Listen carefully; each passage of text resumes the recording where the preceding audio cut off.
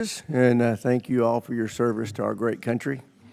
We are here today to hear from the Department of the Air Force on its FY26 budget request. Unfortunately, we've still not received information on the Air Force's budget request, which makes today's hearing a little difficult.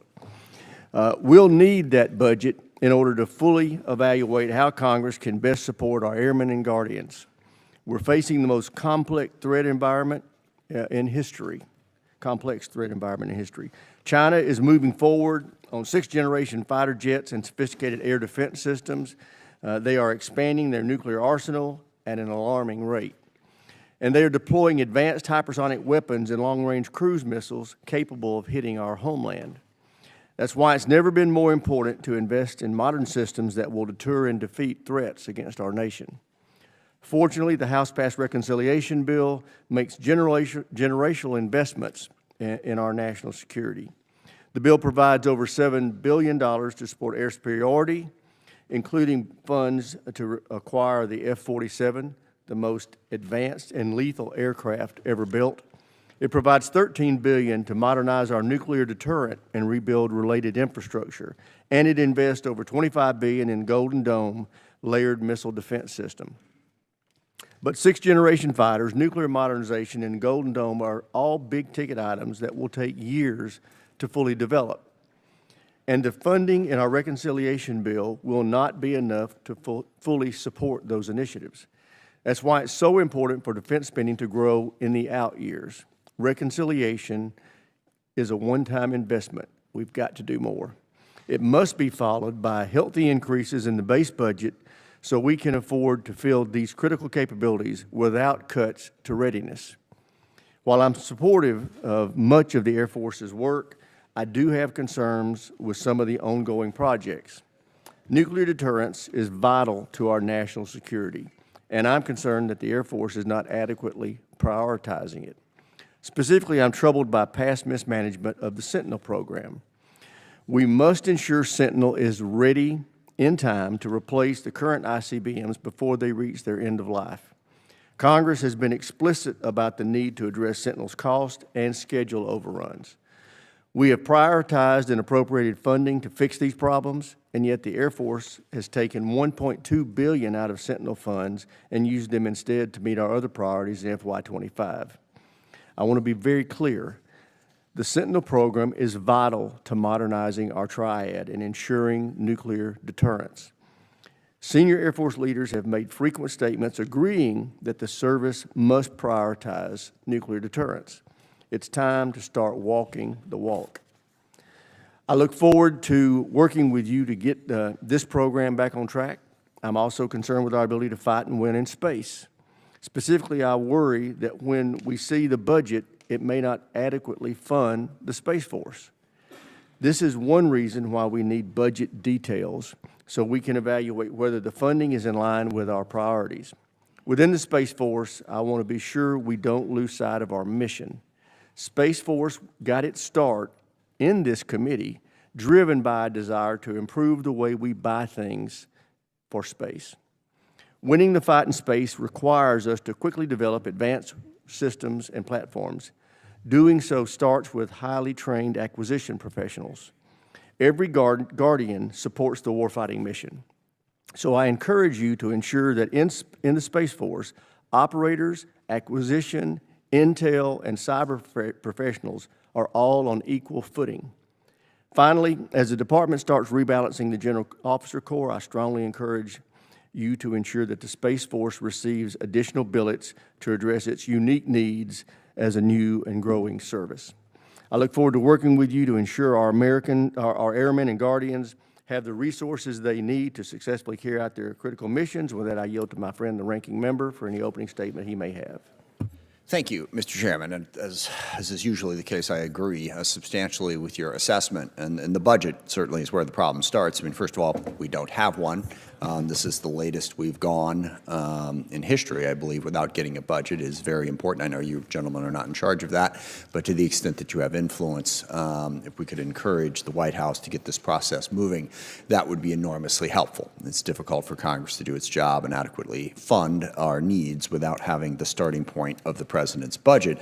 But the second problem is what the chairman alluded to. Within the needs that we know that we're looking at in the Air Force's area, there's a lot to cram in there, and it does not appear like it's going to all fit.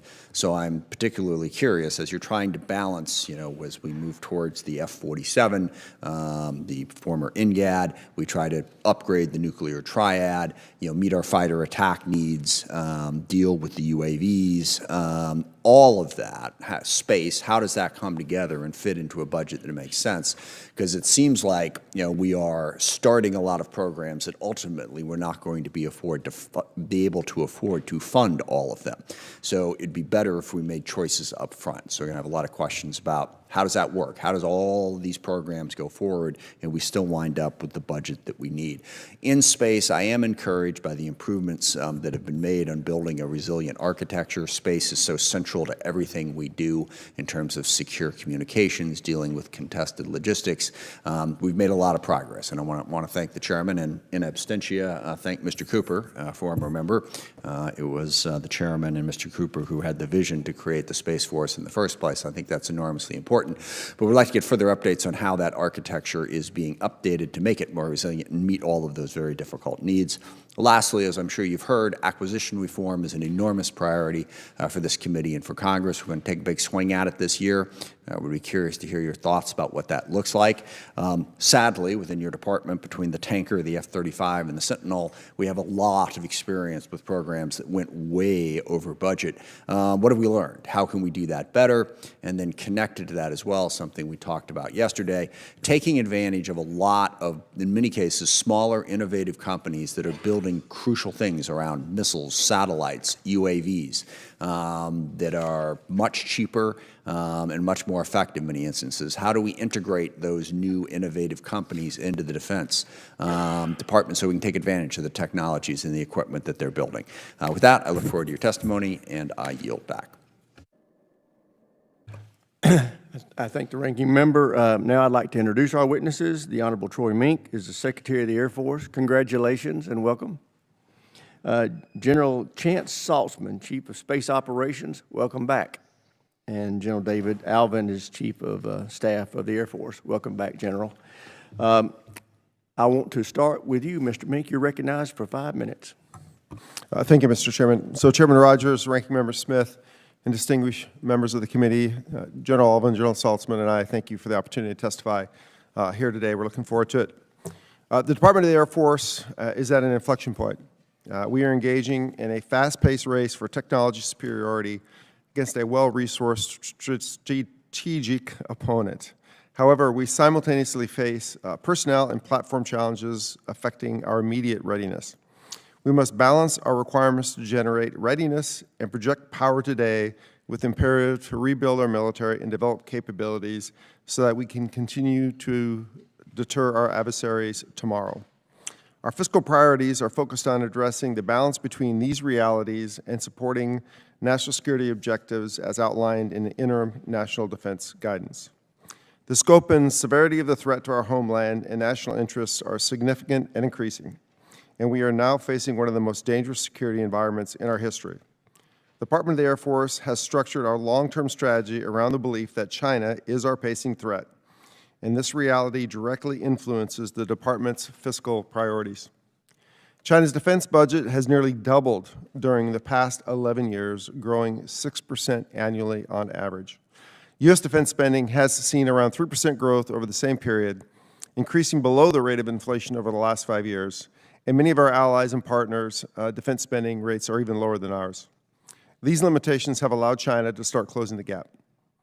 Defending the homeland is the Department of the Air Force's top priority.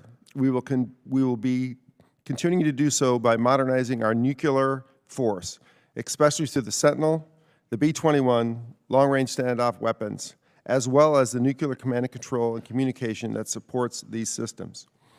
We're also eager to support the President's Golden Dome for America. While still in the conceptual stage, there is no question that the Department of the Air Force will have a significant role in this project. Our next priority is to deter China. We will do this through investments in our people, our readiness, and our posture within the Indo-Pacific region. We believe that our people are and will continue to be one of the nation's key competitive advantages. We are working to train our airmen and guardians to confront the brutal challenges that warfare without sanctuary presents. We are emphasizing readiness by creating new inspections, assessments, and exercises geared towards preparing our personnel for this environment. Finally, we are strengthening our posture within the Indo-Pacific region, conducting high-level operational exercises that will test our ability to deploy and operate in austere environments.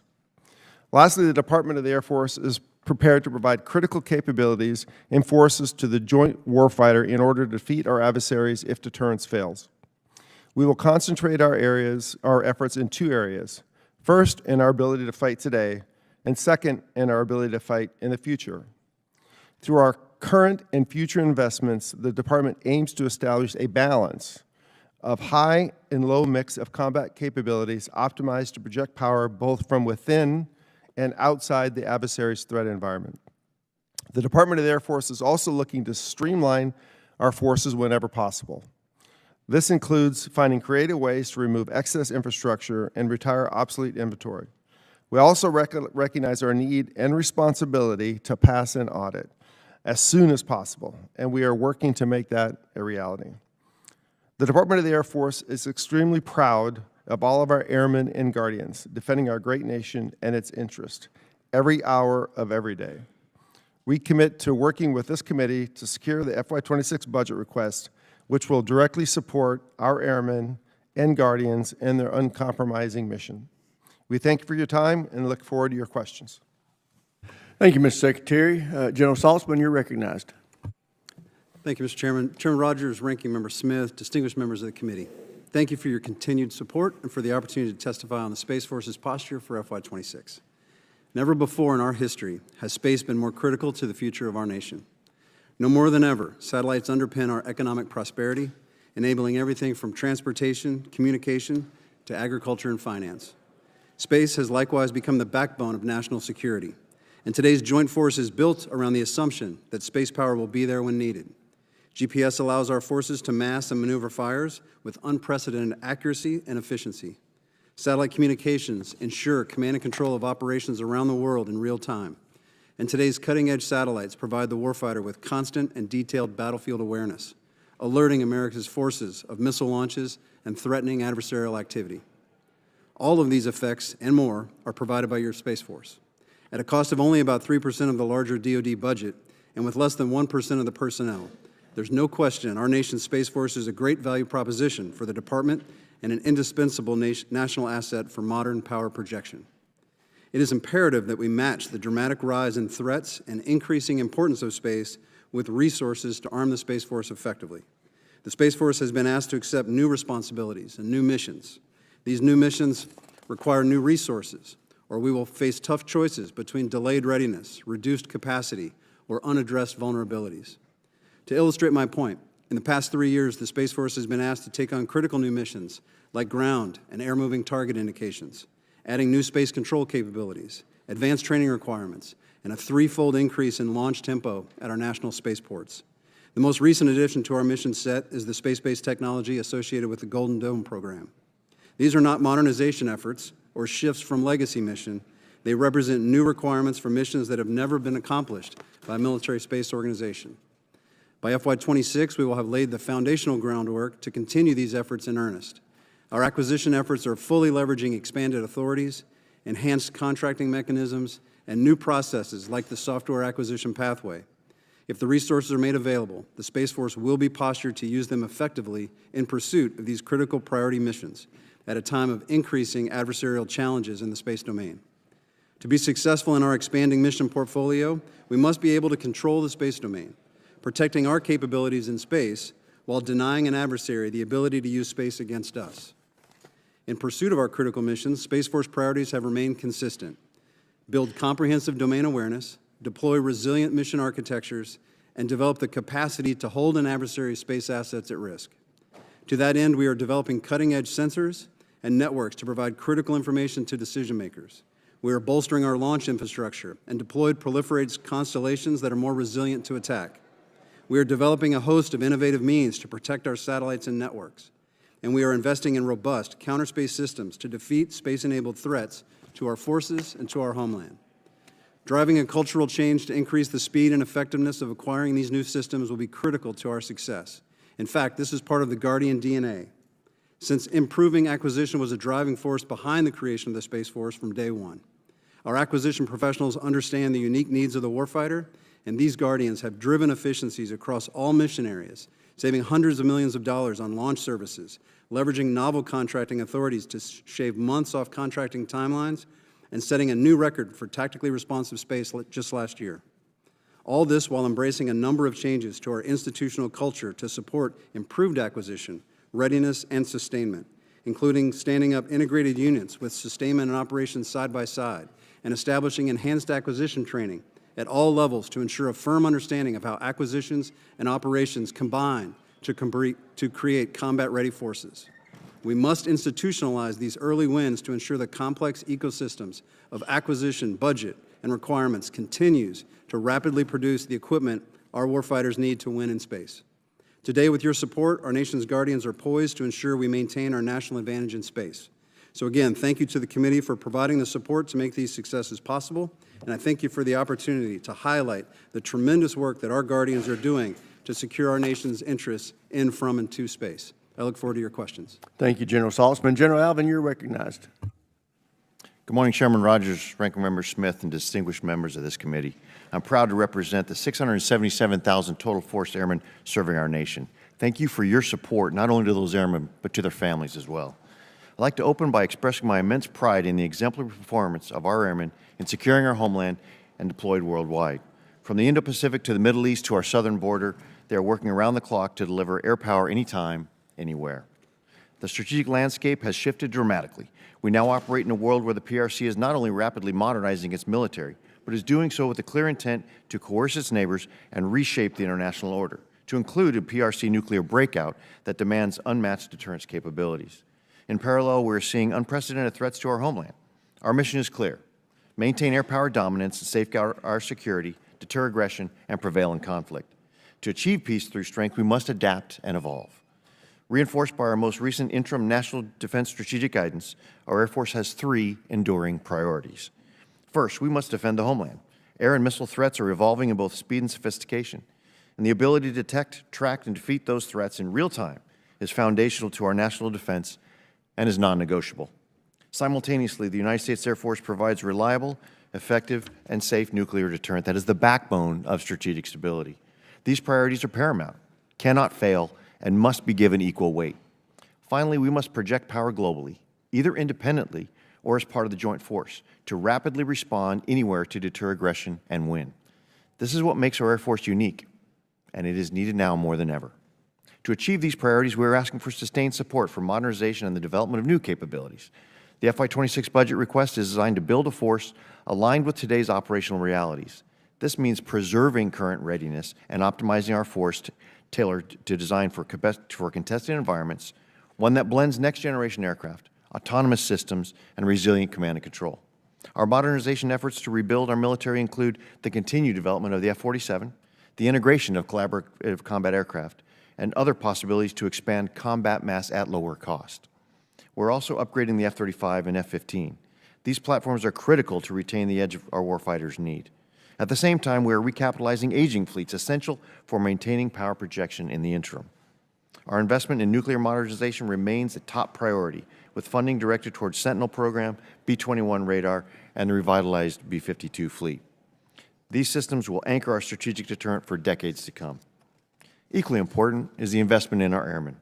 We are enhancing recruiting, expanding training opportunities, and strengthening family support structures. We suffered a recruiting setback due to the year-long continuing resolution and subsequent reduction of nearly $500 million in our military personnel account. This will result in our inability to fund the recruitment of 3,000 Americans who want to join our Air Force. Furthermore, the reduced FY25 budget, triggered by the continuing resolution, led to a decrease in facilities sustainment, restoration, and modernization by $642 million, directly affecting our airmen's quality of life. We must find a better way. Investing in our airmen means ruthlessly prioritizing in the right capabilities and projects while divesting from aging systems and unused infrastructure. In January 2025, we reported 23% in excess facilities and 60% in excess parking aprons and ramps. This inefficient laydown of force structure across our installations suggests there are opportunities for consolidation, innovation, or to divest and focus our limited resources where they are most needed.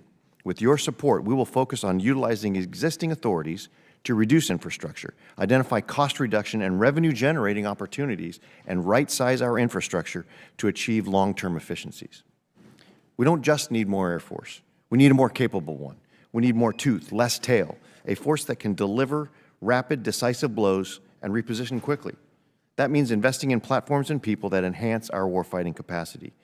More means more options for our nation, enhanced homeland defense, strengthened deterrence, and unmatched power projection. One strategically postured to deny adversaries. No other service can match what the Air Force delivers, effects anywhere on the globe, at any scale, on minimal notice. Our airmen are the best in the world, ready to win today and build the enduring force for tomorrow. With your support, we can ensure the Air Force remains the cornerstone of American power through the 21st century. Thank you, and I look forward to your questions. Thank you, General Alvin. Thank all of you. I'd like to recognize myself first for questions. Mr. Secretary, as the Space Force works to develop the culture of warfighting in space, I want to make sure that we aren't leaving behind our acquisition guardians. General Saltzman and I have talked about this at length.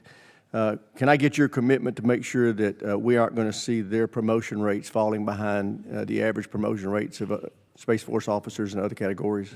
Yes, Mr. Chairman, I commit to that. Thank you. And as you are probably aware, I hope you're aware that our current defense, and some of you have referenced this, our current defense acquisition system is failing us.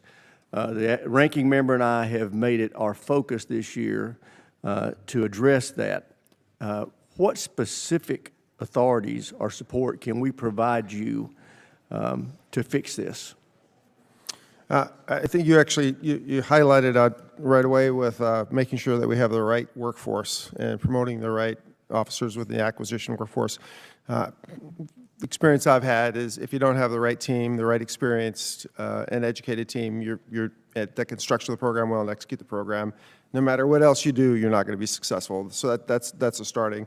And then you have to give the team the authorities, right, all the way from being able to manage, maybe not at the high level, but the lower level requirements, the funding, all the LODs that go into delivering these systems. You have to make sure that they have that authority to do so. And to be able to have that authority that they execute quickly and in a streamlined fashion. I think it's one of the problems that we have is in many cases, technically we have a lot of authorities to do these things. It's just there's so much bureaucracy tied up in them that it takes too long. So those are the kind of things. That's what we're trying to weed out. So if your staff is already not doing so, I hope that they will stay in touch with the HAS staff and the SAS staff, because this is not just bipartisan, this is bicameral. And make sure that the language we're putting in this year's NDAA gets after the problems you just described, because we're all going to have to live with what we enact this year. And go ahead. Chairman, I would be happy to personally sit down and walk through that with you if you're interested. Well, we look forward to that. And also, it's my understanding that our newest KC-46s are coming off the line hovering at a fully mission capability rate of only 60%. We talked a little bit about this in the SCIF yesterday. I just urge you to get after that. 60% is not acceptable. You made reference to, and it's accurate, that China's defense budget has doubled in recent years. In fact, I think it was General Alvin that brought this up. We have got to address our defense spending in this country. We are at the lowest level of defense spending as a percentage of GDP since before World War II.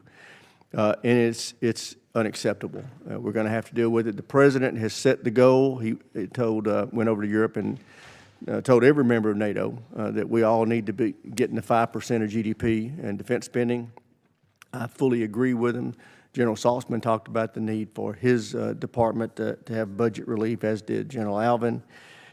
We can't do it at the current rates. This reconciliation bill is going to be a nice bump, a one-year bump, but to get after the issues we talked about in our opening statements and that y'all just described is going to require sustained increases in defense spending. And I assure you that we're working to try to get there, but it's going to be important that you continue to talk about it.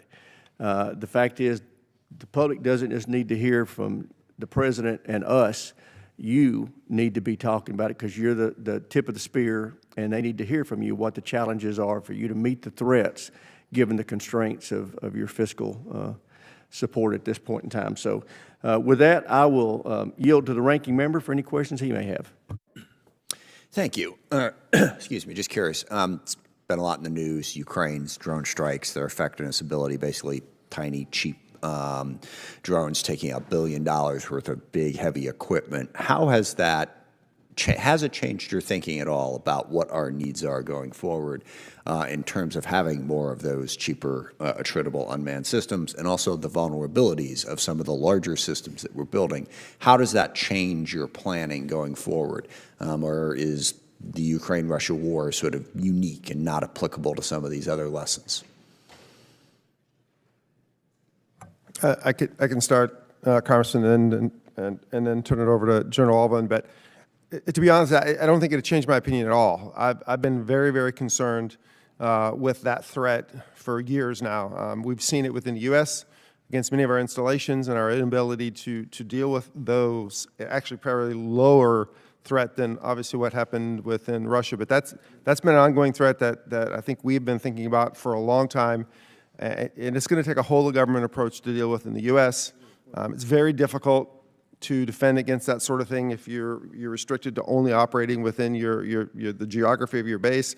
I think we have to work with the whole of government to make sure that we have an approach to deal with that threat, because it is huge. Specific on that in terms of, this is a system that we've been looking at that we desperately need now because of that, whereas maybe we shouldn't build all of this because it's really expensive and really vulnerable? If I could, I'll turn to General Alvin, maybe take a couple of those. Thanks. And Congressman, you make the right point where we shouldn't learn too much and we shouldn't ignore what happened in Ukraine, because there are geography dependent, context dependent. But I would say that when something like this happens, it turns the idea of small and less expensive capabilities from an academic conversation to a real conversation, because we've seen it. And so understanding the context that made it successful and those which might be limitations is important. But to Secretary Menk's point, we sort of always knew this in the back of our mind. So when we're looking at it from two directions, first of all, to your point of where are our exquisite systems and what are the vulnerabilities we hadn't considered before, and which might be most vulnerable to those that might have to cross an ocean and part of our continent rather than just the geography of Central Europe. Understanding those nuances, but understanding also that there are the more sophisticated and dependent we are on those exquisite capabilities, the higher level of defense we need to have for them. The flip side that I like to bring up is something that solves another problem. When we see how effective these can be, we need to think about putting them into our offensive arsenal. And that's what we're looking at. The United States Air Force, as our change and our new force design understands this sort of range of capabilities to include those when they can be responsive at low cost and be disruptive. So there's an offensive thing we need to consider on this as well. Somewhat connected to that is the whole Golden Dome concept, and I have a number of different concerns about it. It reminds me vaguely of the future combat systems that the Army cranked up 30 years ago, where it was like, we know we got to do a lot, so let's just put a name on it and say we're going to do everything, and it's all going to work. It was a complete disaster. And the Golden Dome idea that there's one system that's going to protect everyone, it is a lot more complicated than that. So I don't have that much time, so I'm going to put both my questions at you and then see. So number one, are we really going to make smart investments about systems that have real-world application as opposed to engaging in some fantasy about some perfect system? How much money could we potentially waste on that? And number two, I haven't seen anybody in the White House or around this system talking about the implications in terms of how destabilizing it can be in the long-running understanding of how to prevent nuclear war, which is that it's not winnable. Both sides need to be vulnerable. If the message starts to get out there, we're going to build a Golden Dome so we can be protected and we might win, that can be incredibly destabilizing. Now, there's probably ways to manage it, but the fact that nobody working on this is even talking about what we say to the Russians and the Chinese about this is a little bit concerning. So in 44 seconds, can you hit those 2 points? Congressman, I'll do my best. To the first part, about the capabilities, I think I have confidence that, at least in the air domain, in the United States Air Force, the capabilities that we imagine will be integrated as part of the Golden Dome are not just bespoke boutique capabilities for that.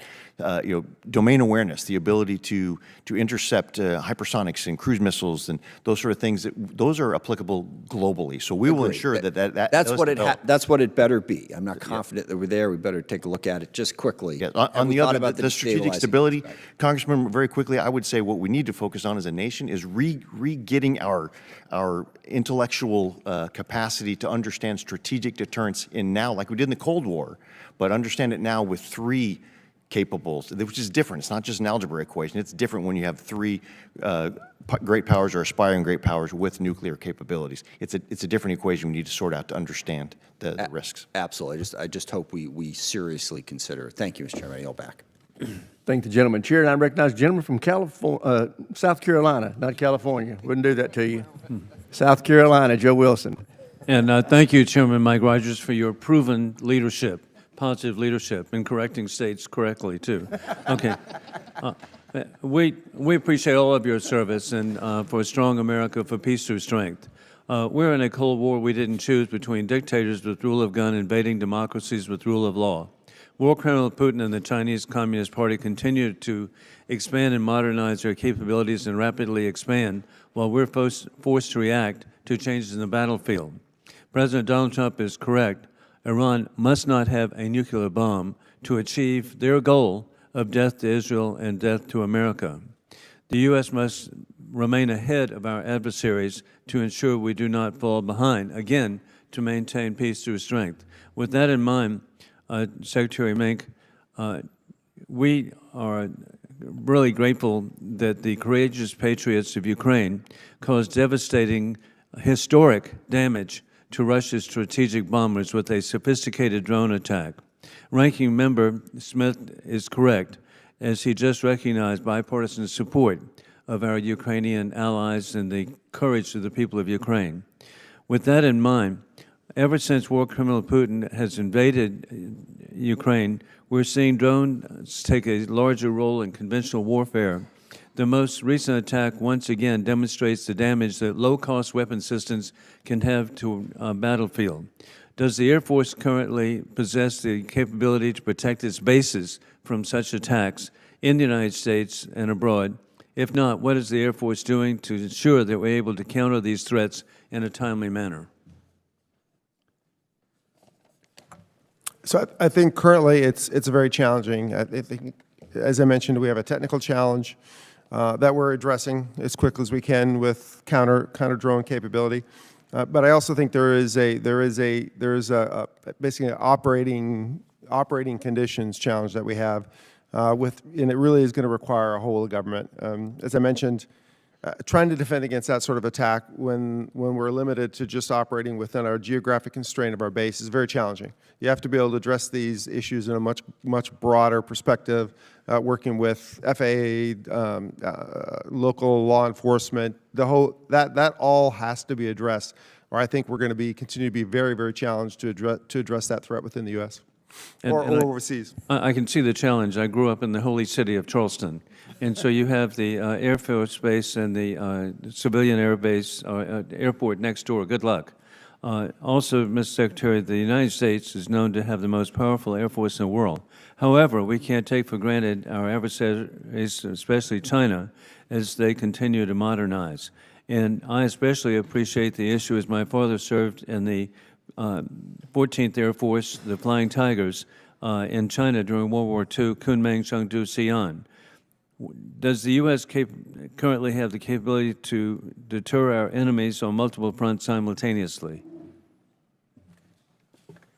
Congressman, I'll take a shot at that. I certainly, as we look to size our Air Force, we also need to look at shaping it. To your point of being able to project power anytime, anywhere, and be able to deter. We have, within the limited capacity, we have a range of capabilities from high end to low end. And as I mentioned about our reimagination of our force design, understanding, we're learning from things in the Middle East that we're seeing that there are low-cost capabilities. We are starting to develop some low-cost capabilities of our own, so we're not on the wrong side of the cost curve when we're engaging with the Houthis and et cetera, et cetera. So as we do that, we are preserving the force for the most pacing threat that our national defense strategy has basically set over the past near decade, for the pacing threat of China. However, we retain, through our capacity and capabilities and our interactions with our allies and partners, the ability to deter across the rest of the world. And General, in regard to the A-10 fleet, we see that they're getting ready to be retired.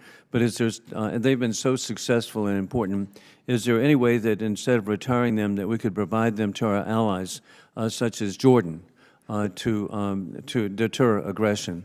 The challenge with that, Congressman, is the cost. It seems like it's cheap. It's not cheap. You have to have the ability to maintain them, the depot structure to sustain them, the pilot training institutional. The actual overall cost versus the value is more expensive than our allies could really afford or want to pay.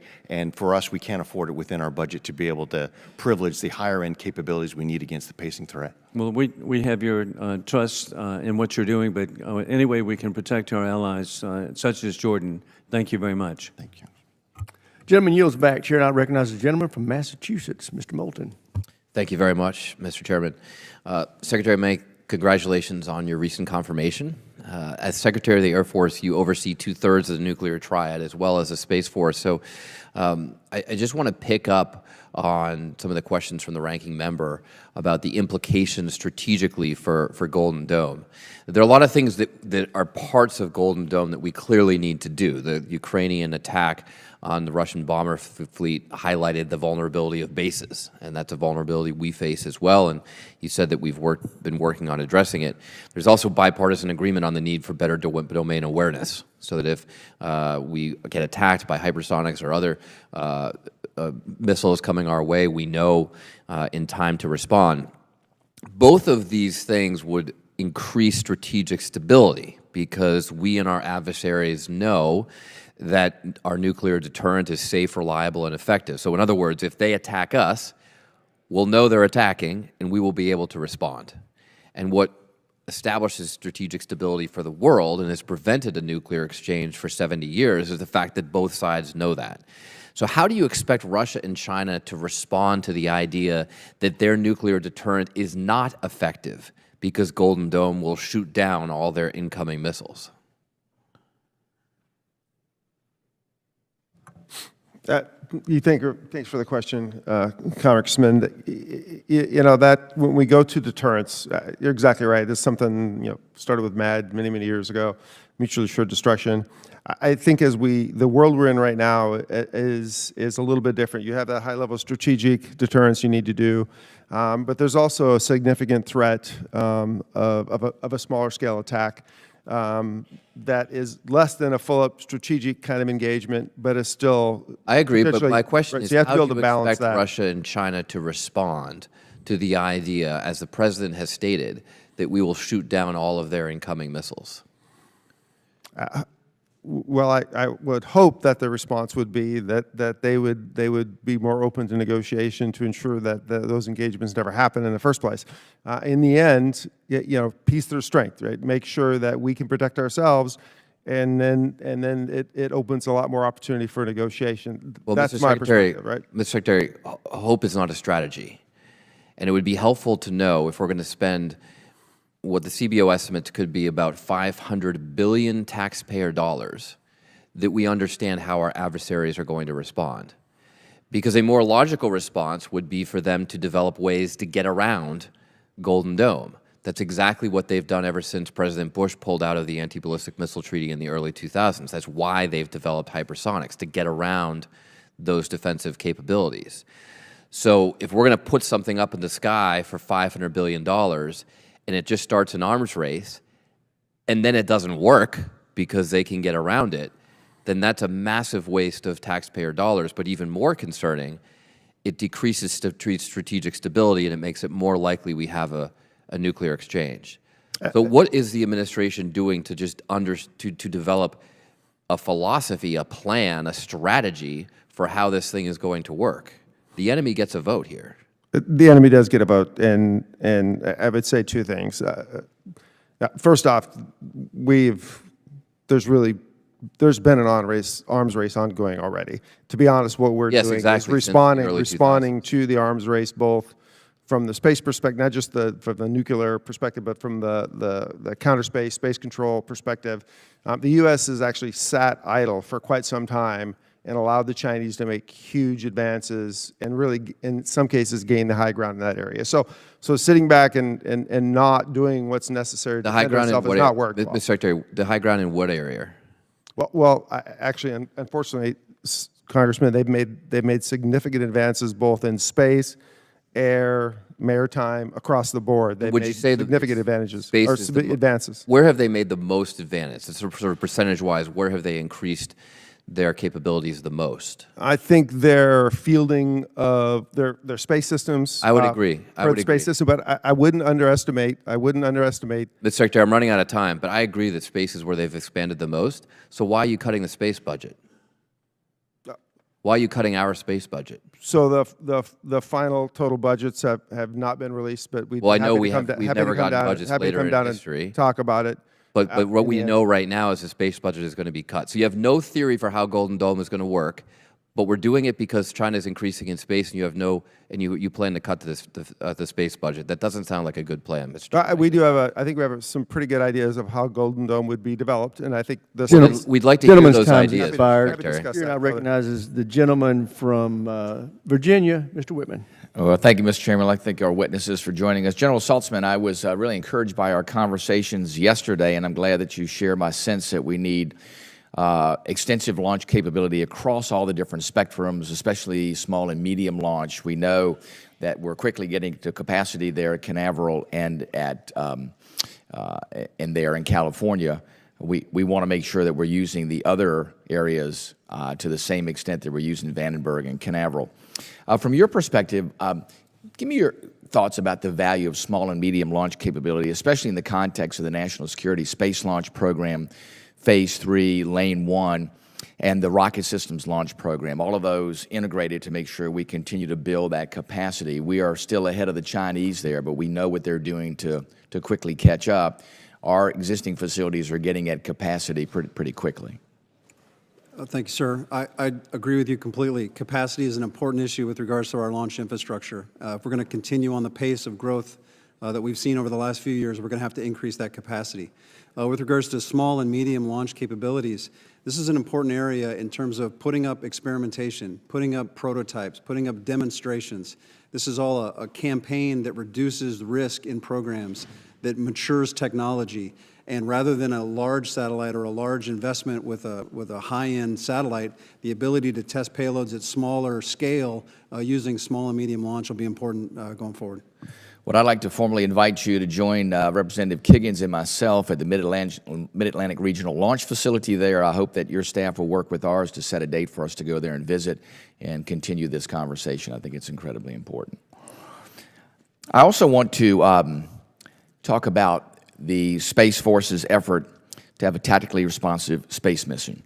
I mean, we talk about the threats in space. Those continue to grow. We have to be able to do the launch of a satellite in 24-hour scenario, and that requires things across the spectrum. I think capacity at our launch facilities and the cadence that they can provide is there. The challenge is how do we bring our partners in that produce the space launch platforms, the constellations, the interfaces, those kinds of things. So wanted to get your perspective.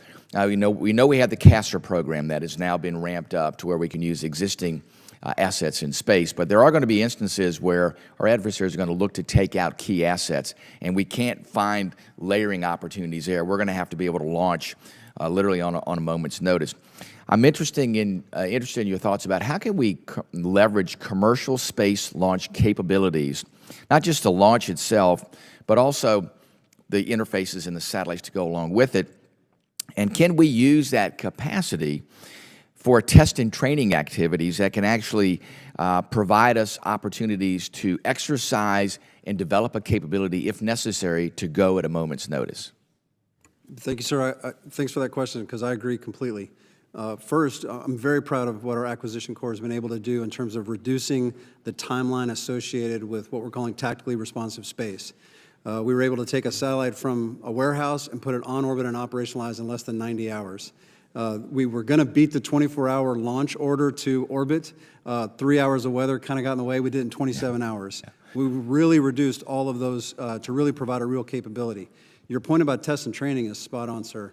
The ability to buy capability, and maybe it's there for an insurance policy, but because we can't just pay hundreds of millions of dollars for an insurance policy, to use it on a routine basis to add test and training capability on orbit, and then replenish that with the next reserve launch capability, I think is a good strategy that we're exploring. Very good. Thank you. General Alvin, you have a pretty complex calculus problem in front of you to go ahead and modernize tactical aircraft, strategic aircraft, all the different elements there, modernizing our nuclear deterrent, both aircraft and with missile platforms.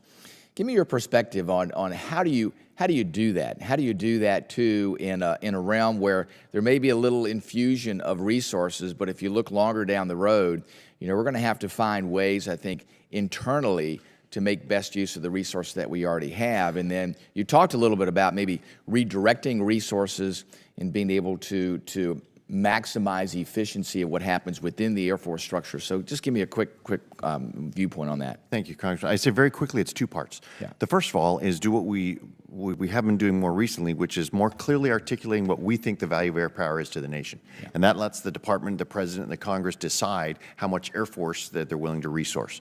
So we want to prove that. But the other part is internally, we're making sure every dollar goes to the maximum lethality, but also solving for agility, not putting ourselves into capital investments that we won't be able to adapt to the future, ingest disruptive technologies, et cetera, et cetera. Gentleman's time's expired. Chair, and I recognize the gentlelady from Pennsylvania, Ms. Houlihan. Thank you, Mr. Chair. I'm going to do my very best to ask two pretty wonky questions in my 5 minutes. I was in the Air Force as an acquisition officer, and in keeping with this committee's emphasis on procurement and acquisition modernization, Mr. Secretary, my first question is to you. We've long been supportive on this committee of the Air Force's innovation efforts, particularly through AFWorks and the Agility Prime program. I'm concerned by very recent reports that the vertical takeoff and landing, or VTOL, portfolio is being descoped and terminated, not due to contractor performance, but because of budget constraints and contracting shortfalls. These actions are obviously very risky because they waste taxpayer dollars and private sector dollars, and they also delay or derail capabilities that our military urgently needs. So my first question, and there are many, is are there any transition plans in place to ensure that there would be continuity or orderly transition of the contract that's being administered by AFWorks and VTOL contracts? Is there a standard transition protocol that you're aware of? I'm not aware, Congressman. General Alvin, are you aware of that issue? Congresswoman, one of the reasons why we looked to descope is, again, with the limited capacity budget, we're looking to find ones who did have a transition partner. So it's really about making sure we look at the force design and see how these capabilities can find their way into actually delivering capability to the warfighter. And so as we look at that, we are transforming our organizational structure to move towards a more integrated capability command that can take those great innovative ideas, but be able to see more clearly their value proposition. So I appreciate that, and this is where I'm trying to tease this out. When I was a while ago looking at my phone and realizing all of a sudden there was a capability to text or voice to text, my first thoughts were, why would I ever need that? I think the problem that I'm struggling with right now is that these are technological ideas and innovations that don't necessarily have a natural transition, because why would I ever need such a thing? I think that that's our problem in acquisition, is that we're not being innovative enough, and we're looking for traditional pathways that we used to have in acquisitions rather than being thoughtful about our transitions. I think that's correct, and it's also a matter of those are the art of the possible that are always competing with the art of the known with respect to the readiness and the modernization challenges that we know of. So that's a constant tension that we have. But I take your point that we don't want to pass opportunities up just by focusing on the known risks. I would love to continue to follow up with you on this. I also have understood that there is conversation or report suggesting that the Air Force doesn't have enough people to manage these kinds of contracts. Is this something that's true? What is the basis if that's true for this shortage? Is this happening because of DOGE cuts or perhaps early retirements or resignations, or perhaps in my case because we didn't see a pathway for promotion? So I may jump in there. I don't think it's a numbers games, Congresswoman. I think it's what you hit on the end. I think we need to make sure that we are training and properly incentivizing the acquisition workforce to ensure that we have that skill mix from the very entry level all the way up through the senior general officers. And that is something I will be focusing on because, back to my earlier comment, is the most important thing in acquisition. I'd love to talk more with you about it, Congresswoman, but the most important thing in acquisition is have a skilled, well-educated team. Otherwise, you have no hope. And it's not just innovation.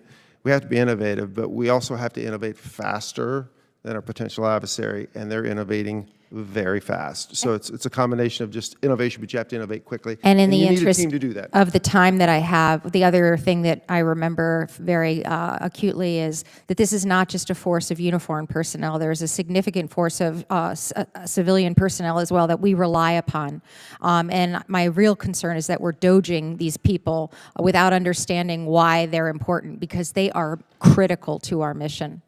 Yeah, I came through, most of my career has been a civilian acquisition person in both the IC and the DoD, so I agree with you, Congresswoman, and that will be a priority too, not only in the military side of the house, but in the civilian side of the house to make sure we're recruiting, and quality of service, that's key too, not just quality of life, but quality of service across the board. Yes, and I only have 30 seconds left, so I probably will submit the bulk of this question for the record. But my other concern is with the Space Force, General, whether or not we're continuing to be very thoughtful of taking advantage of commercial capabilities that are already available to us rather than reinventing them. I remember the not invented here problem and would love to make sure that I follow up with you on that concern as well. Thank you, and I yield back. Gentlelady yields back. Chair now recognizes the gentleman from Ohio, Mr. Turner. Thank you, Mr. Chairman.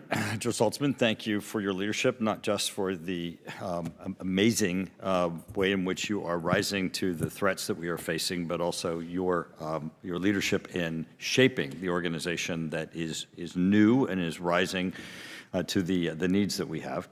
The topic I'm going to discuss with you is not going to be a surprise to you, and that is what I believe is the Cuban Missile Crisis in space, and that the fact that we are facing the prospects that Russia might place in space an anti-satellite nuclear weapon. Secretary General of NATO, Rutte, recently just said that as early as this year, Russia might place an anti-satellite nuclear weapon in space. I believe, as do many on this committee, that anti-satellite nuclear weapon should never be permitted to be put in space.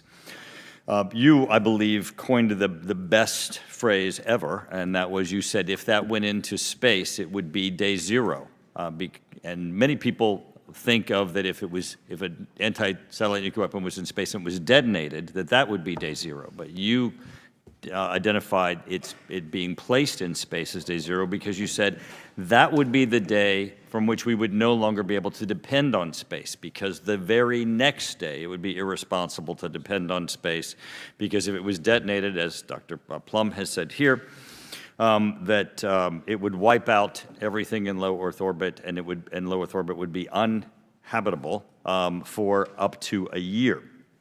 And it would take trillions of dollars in technology that we don't have in order to be able to respond to that loss. So, since this is a budgetary hearing, Jill Saltzman, if day zero happened, how would it affect your budget, the budget of DoD, the budget of the Air Force, if we were at day zero and that anti-satellite nuclear weapon was permitted to be in space and we had to suddenly face that it would be irresponsible to count on space the next day?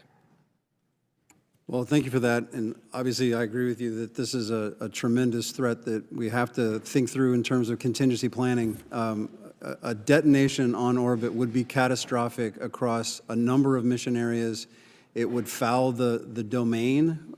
It would foul certainly low Earth orbit and potentially middle Earth orbit. for an extended period of time, so it would make replenishment and reconstitution extremely difficult. It would put at risk the lives of the astronauts that are currently on orbit. Catastrophic. And so when you ask me how would it affect our budget, if this came to pass and it became a real threat that we had to invest in to mitigate, we've run some basic numbers in terms of trying to harden satellites and trying to position them in a way so that there's redundancies. Should we lose any portion of the constellation, would we have redundancies? And I can't get to a cost reasonable number to say with $3 trillion I can fix this. I just can't come up with a reasonable number. And so that's why I try to, I'm trying not to be too alarmist, but day zero really is that. We just can't count on space because I don't know how to create the replenishment and the reconstitution to overcome that kind of a detonation. Should never be permitted to be placed in space. General Saltzman, thank you for the clarity of your description of the threat if that is in space. Mr. Secretary, you have some of our most important advances that need to be made for our being able to address the advances that our adversaries have made. You have missile defense, you have hypersonics, you have nuclear deterrence, you have our new advances in weapon systems, you have our advances in air, both manned and unmanned systems. Our adversaries are currently doing some things that we can't do, and you are the one who's supposed to close that gap. CRs have an impact on that. How are you going to close the gap, and could you please give a commercial as to why Congress should stop giving you the impediment of continuing resolutions that affect your ability to close that gap?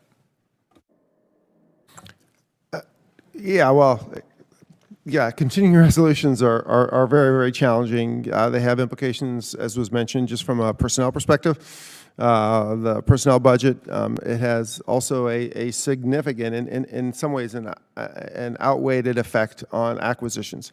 How you do acquisitions, how you start new, how you be innovative, as our last discussion, is heavily affected by particularly with the year-long CR. It stops a lot of that, or at the very least makes it much more challenging to get approved. So yes, it has a huge impact on our ability to innovate and innovate quickly, as well as making sure we have the personnel that can execute those programs. The Chinese have made, I'd be happy to talk about it in a different form in more detail, but they've made phenomenal advancements. Gentleman's We time have to beat it. expired. Chair, and I recognize the gentleman from Connecticut, Mr. Courtney.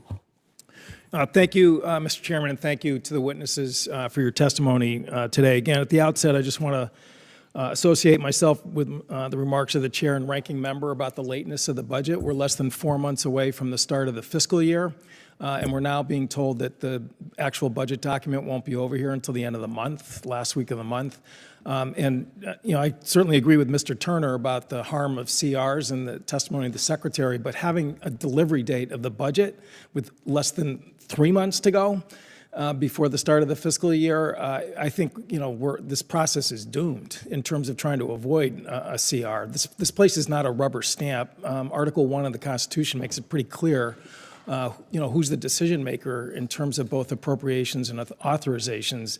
And the lateness of the delivery of the budget is the real impediment that we're facing right now. So again, the sooner the better in terms of it coming over. On page 11 of your testimony, paragraph special mission aircraft, there's a discussion about the replacement of Air Force One program. Again, I serve on the committee with Mr. Kelly that has jurisdiction over executive airlift.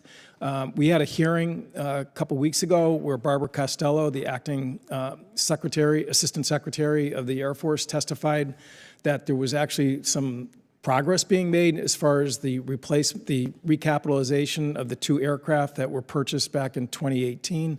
And she actually talked about possible delivery date sometime during the calendar year of 2027. Mr. Secretary, can you sort of give us your view of that testimony? Yes, Congressman. We have, and thanks for the question, we have been working closely with the contractor, Boeing in this case, to accelerate that program. As you know, it has experienced significant delays. Is it going to get back into 27? I couldn't guarantee that, Congressman, but we are doing whatever we can to pull it back to, I think it was before they started working to pull it back, it was in the 30s, I believe. So it's tough to do, but we're working with the contractor to pull it back. I think 27 is going to be really tough, though. Yeah, it was actually 29, I think was the last sort of guesstimate that was there. And certainly, yes, we've been tracking this from day one. Can you give us the cost estimate of the retrofit of the Qatar plane that is all over the news? I think it would be it'd be difficult for me to give you the exact details here, but we'd be actually happy to talk about some of those specifics in a different forum. I think there's been a number thrown around on the order of $1 billion, but a lot of those costs associated with that are costs that we'd have experienced anyway. We will experience them early. Buying additional platforms for training, for spares, things like that are actually the majority of that amount. So it wouldn't be anywhere near that, but we can talk in details about exactly what we're buying in a different form and what the cost drivers are, but it's nowhere near that much. So I think, it's unfortunate that, again, and when we're hearing about all the challenges the Air Force faces, that what I think is going to be a pretty big ticket item can't be sort of discussed publicly, because I think people need to know that. And I would just say, based on the experience of the 2018 planes, we know that the contract for retrofit was $3.9 billion. Again, some of that was purchase of the planes from Boeing, roughly about $800 million. But again, if you just do the math, it was about $3 billion for retrofit. There's been cost overruns. They had to strip those planes that were built for another purpose down to the studs. And as you said, there's been issues. The contractor who was doing the interior work went out of business, and Boeing has had to kind of figure out a plan to do the fitting out of the interior of the plane. But again, just using that as an extrapolating from that, I mean, it's clear that this new third plane is going to cost well over $1 billion. I mean, it's just, you can't retrofit a plane that's built for another purpose for Air Force One and expect it to be a free plane. You've got to install encrypted communication technology. You have to harden the defenses. You have to put countermeasures in there. Obviously, you need to have all it's a flying situation room that's there. And the notion that we can't find out when we're about to take up a very difficult budget, and based on the experience we already have gone through with retrofitting planes, 747s, it's clear that this is going to be a drain on the Air Force's budget. And I think that the sooner we just sort of rip the Band-Aid off and get that information out there, it would be helpful for us in terms of deciding whether this is a smart path to go down. With that, go ahead. And Congressman, we'd be happy to come down and talk to you in detail about it in a different environment. Unfortunately, particularly some of the things you're talking about, what those costs are those are classified sensitive capabilities that we put on the platform. So we'd be happy to come down and talk to you about the specifics. But again, I'll restate that we believe the actual retrofit of that aircraft is actually significant. It's probably less than $400 million to retrofit that aircraft. We'd be happy to come talk to you about it.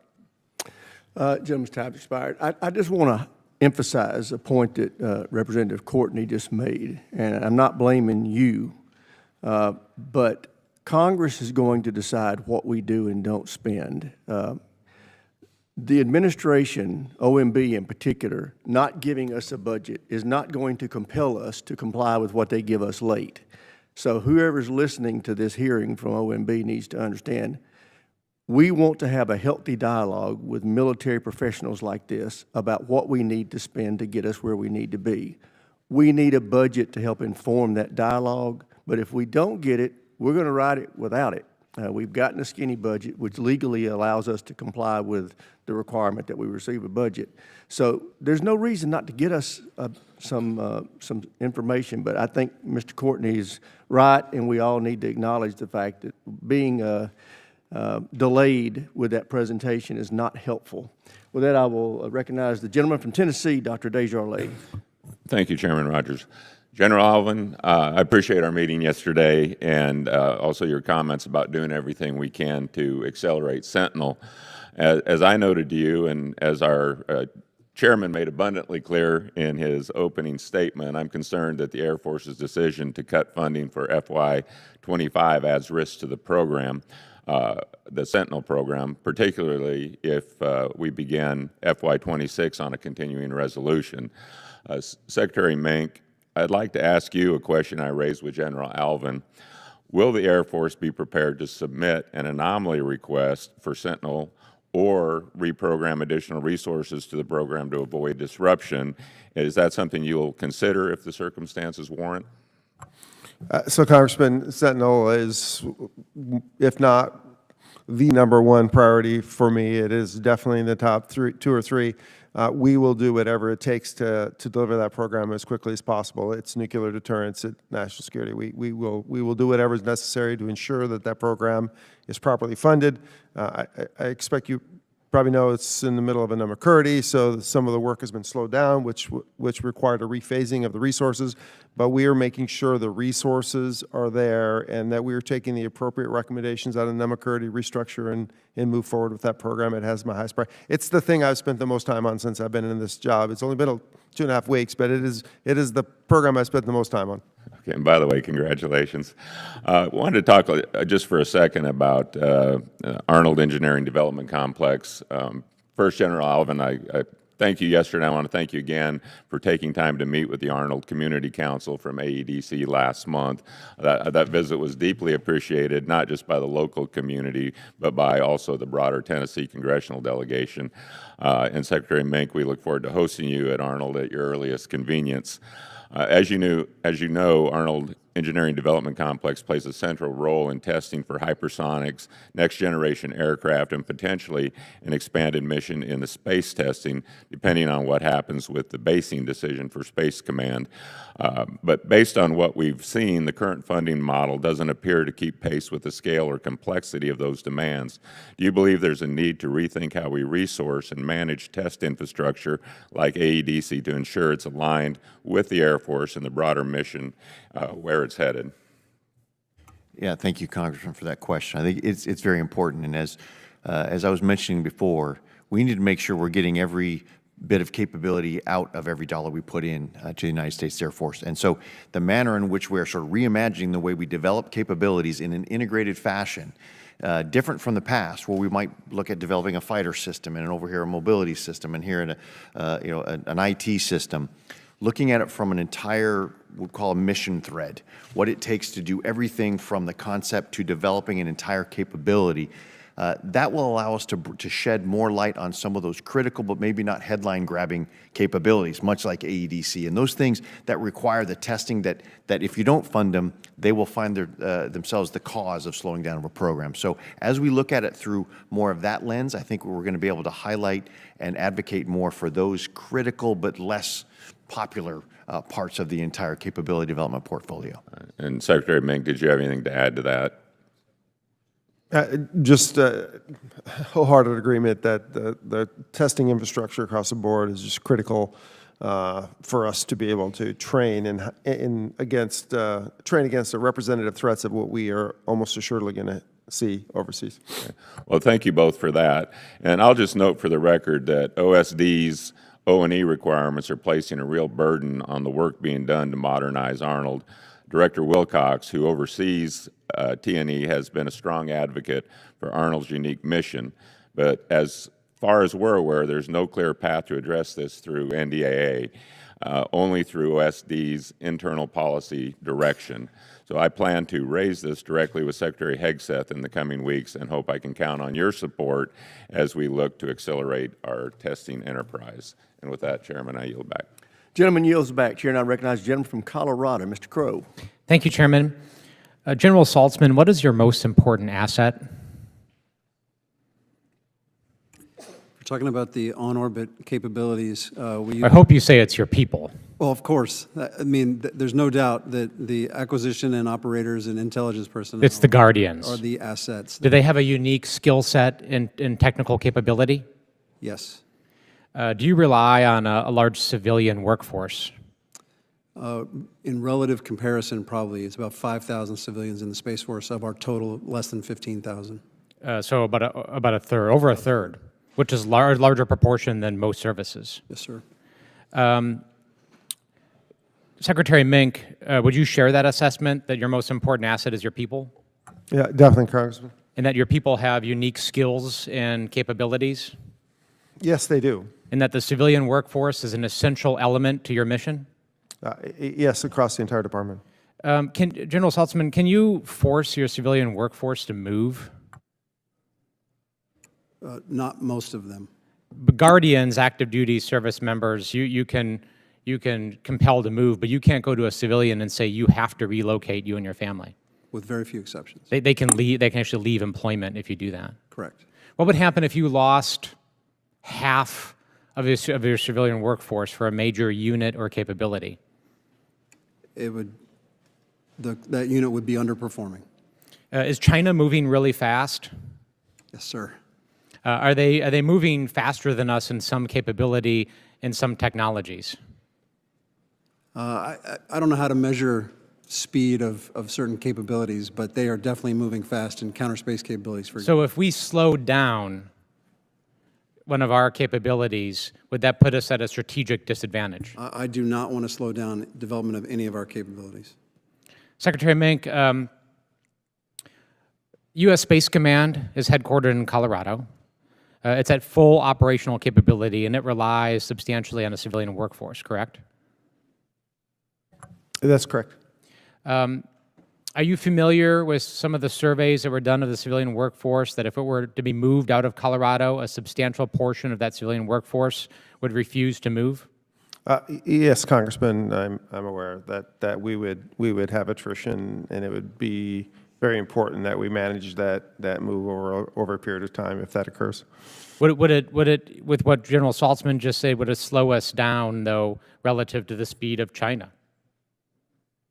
I think it would be our job to do everything we can to assure that doesn't happen. Well, of course it would be your job, but it is true, those civilian workers, many of whom have said outright they will not move, and that's why it's unacceptable in a very important command and mission that we move it at this time or ever. It's working, it's built out, and we owe it to America and our national security to invest in it in Colorado.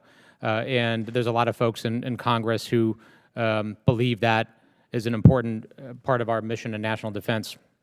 General Elvin, to you, are you familiar with our national defense strategy? I'm familiar with the current one as well as the National Defense Strategic Guidance. Yeah. And what's the #1 goal of the national defense strategy? Defend the homeland. And do we have an integrated, fully capable air defense system that can operate without fixed-wing aircraft to do that job? Could you repeat the question? Do we have a... Can we do that without fighter jets in the United States? Not currently. No. Not under the rubric. In the next 8 years, could we do that without fighter jets? Hard to predict if we have our collaborative combat aircraft. It's unlikely, isn't it?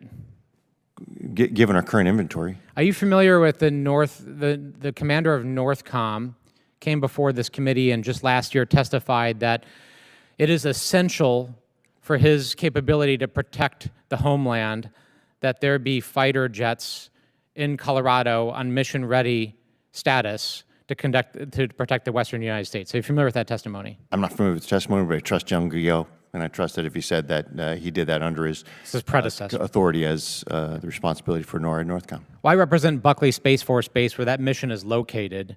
There's a F-16 squadron there that actually does that mission of protecting the western United States. Yes. There is no integrated, fully capable missile defense system in the United States. We need a plan to recapitalize that fighter wing to keep that capability and protect the homeland. We all want to invest in long-term capabilities, but that is a ways out. We need to make those interim investments today to make sure we can accomplish that mission. I yield back. Gentleman yields back. Chair now recognizes the gentleman from Nebraska, General Bacon. Thank you, Mr. Chairman, and thank you to all three of you for being here today. And I enjoyed seeing all three of you at the Air Force Academy graduation. What a moving ceremony. I got to tell you, there's nothing like seeing the graduating class march out on that field with the music. So it was an incredible sight to see. I am concerned about what we're hearing on the President's budget. It appears he's proposing a minor increase for the Air Force and a decrease for the Space Force. And if that is true, it's hard to put that up with the fact that we're trying to counter China, because both the Air Force and the Space Force will be front and center in any fight in the Far East. I would anticipate, if we were serious about countering China, that we'd be seeing a sizable increase in both the Air Force and the Space Force budgets. I also want to just remind folks in this room and those listening that 20% of the budget that goes to the Air Force and Space Force is pass-through money. It doesn't even go to the Air Force or Space Force. It goes to DoD agencies. So if you look at the share of the pie of what the Air Force and Space Force is getting, it's quite a bit smaller than the Army and the Navy. And I just think we need to readdress this in this committee, but also in the Pentagon. I have my first question is to the Secretary. I really enjoyed chatting with you about the Looking Glass mission. I'm excited that you understand that mission better than most. Could you give us an update with what you know is going on there? And for those who aren't familiar, the Looking Glass gives us the capability to command our ICBMs or bombers or submarines if the White House is hit, if the Pentagon's hit, if STRATCOM is hit.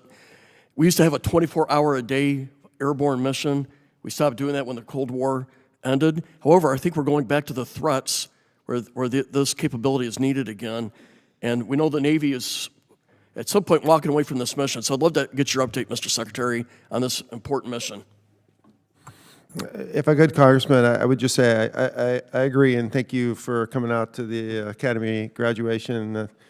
Just under 3 weeks I've been here. That was the funnest thing that I've done, and it's impossible to not get kind of excited when you have 900 cadets. The keynote speaker must have got you excited. Come through come up there, also excited. My hand got a little sore after 900 cadets, but it was great. So back specific to your question, on the Looking Glass, the Air Force is postured to support our role in that, and we will continue to do so. As you've alluded to, there is discussion going on about the future of the mission, and we will continue to participate in that, and we'll take on whatever role that the department assigns to us. General Alvin, if you have anything else.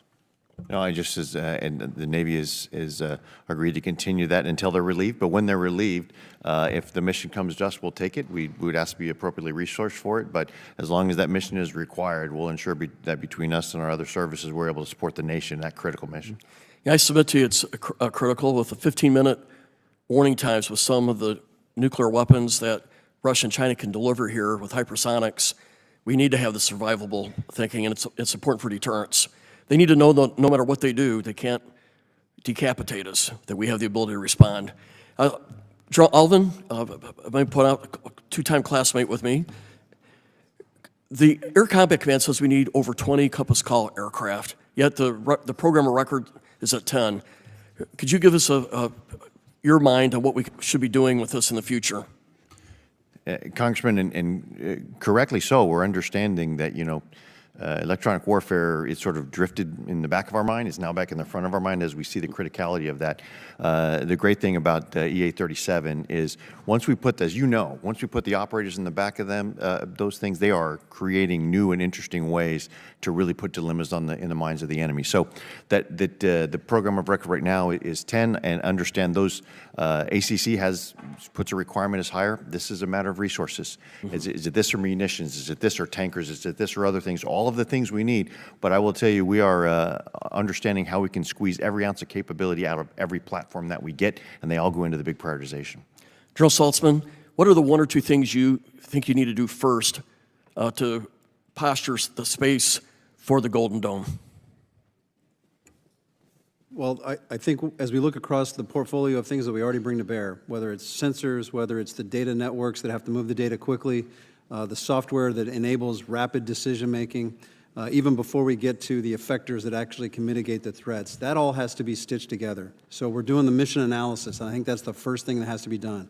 Which systems are required to put together so we can move data to the right places and most effectively orchestrate a very complex mission set. So we got to do the mission planning first. Okay. Thank you. With that, I got 1 second left. I'll give it back to the chairman. Thank you. Chair now recognizes the gentlelady from New Hampshire, Ms. Goodlander. Thank you, Mr. Chairman, and thank you to our witnesses for being here today. I really appreciate it. I appreciate your testimony at the outset about the importance of an audit. It's something I care about deeply. It's something that's important to my constituents and their public trust in our military.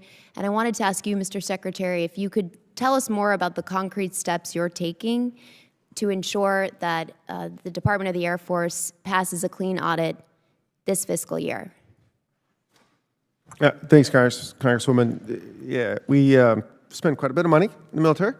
Want to make sure we are good stewards of the taxpayer and how we do that. My previous job, the organization I worked in, we actually had 16 clean consecutive audits. So I do understand the steps and the things that are required to do that. Obviously, this is much larger scale. So I'm in the process of actually assessing where we have our deficiencies. and then laying in a plan to go after those. I just signed out a note to put the Undersecretary as one of his primary jobs is to ensure that gets accomplished. But the fundamental thing is... What's the timeline, Mr. Secretary, for identifying those deficiencies? So those deficiencies, with the past audits many of them have been identified. I think the question is what do you do? Again, what's the as you probably know, Congressman, what do you do to address those deficiencies? Yes. Some of them can be very challenging. Some of them is just tying together all the systems that manage the data, manage the finances. Those can be really challenging steps. And so identifying those deficiencies, budgeting to fix those things, right, and get them right is what we're going to be focused on. Well, would appreciate the chance to hear from you in real time how your progress is going and what this committee can do to support you in that effort. We've got the National Defense Authorization Act, which is one of the reasons I came to this committee. It's, knocking on wood, 63 years in running a bill, and we'd very much like to work with you to be sure that you can join our colleagues from the Marine Corps in passing a clean audit as soon as possible.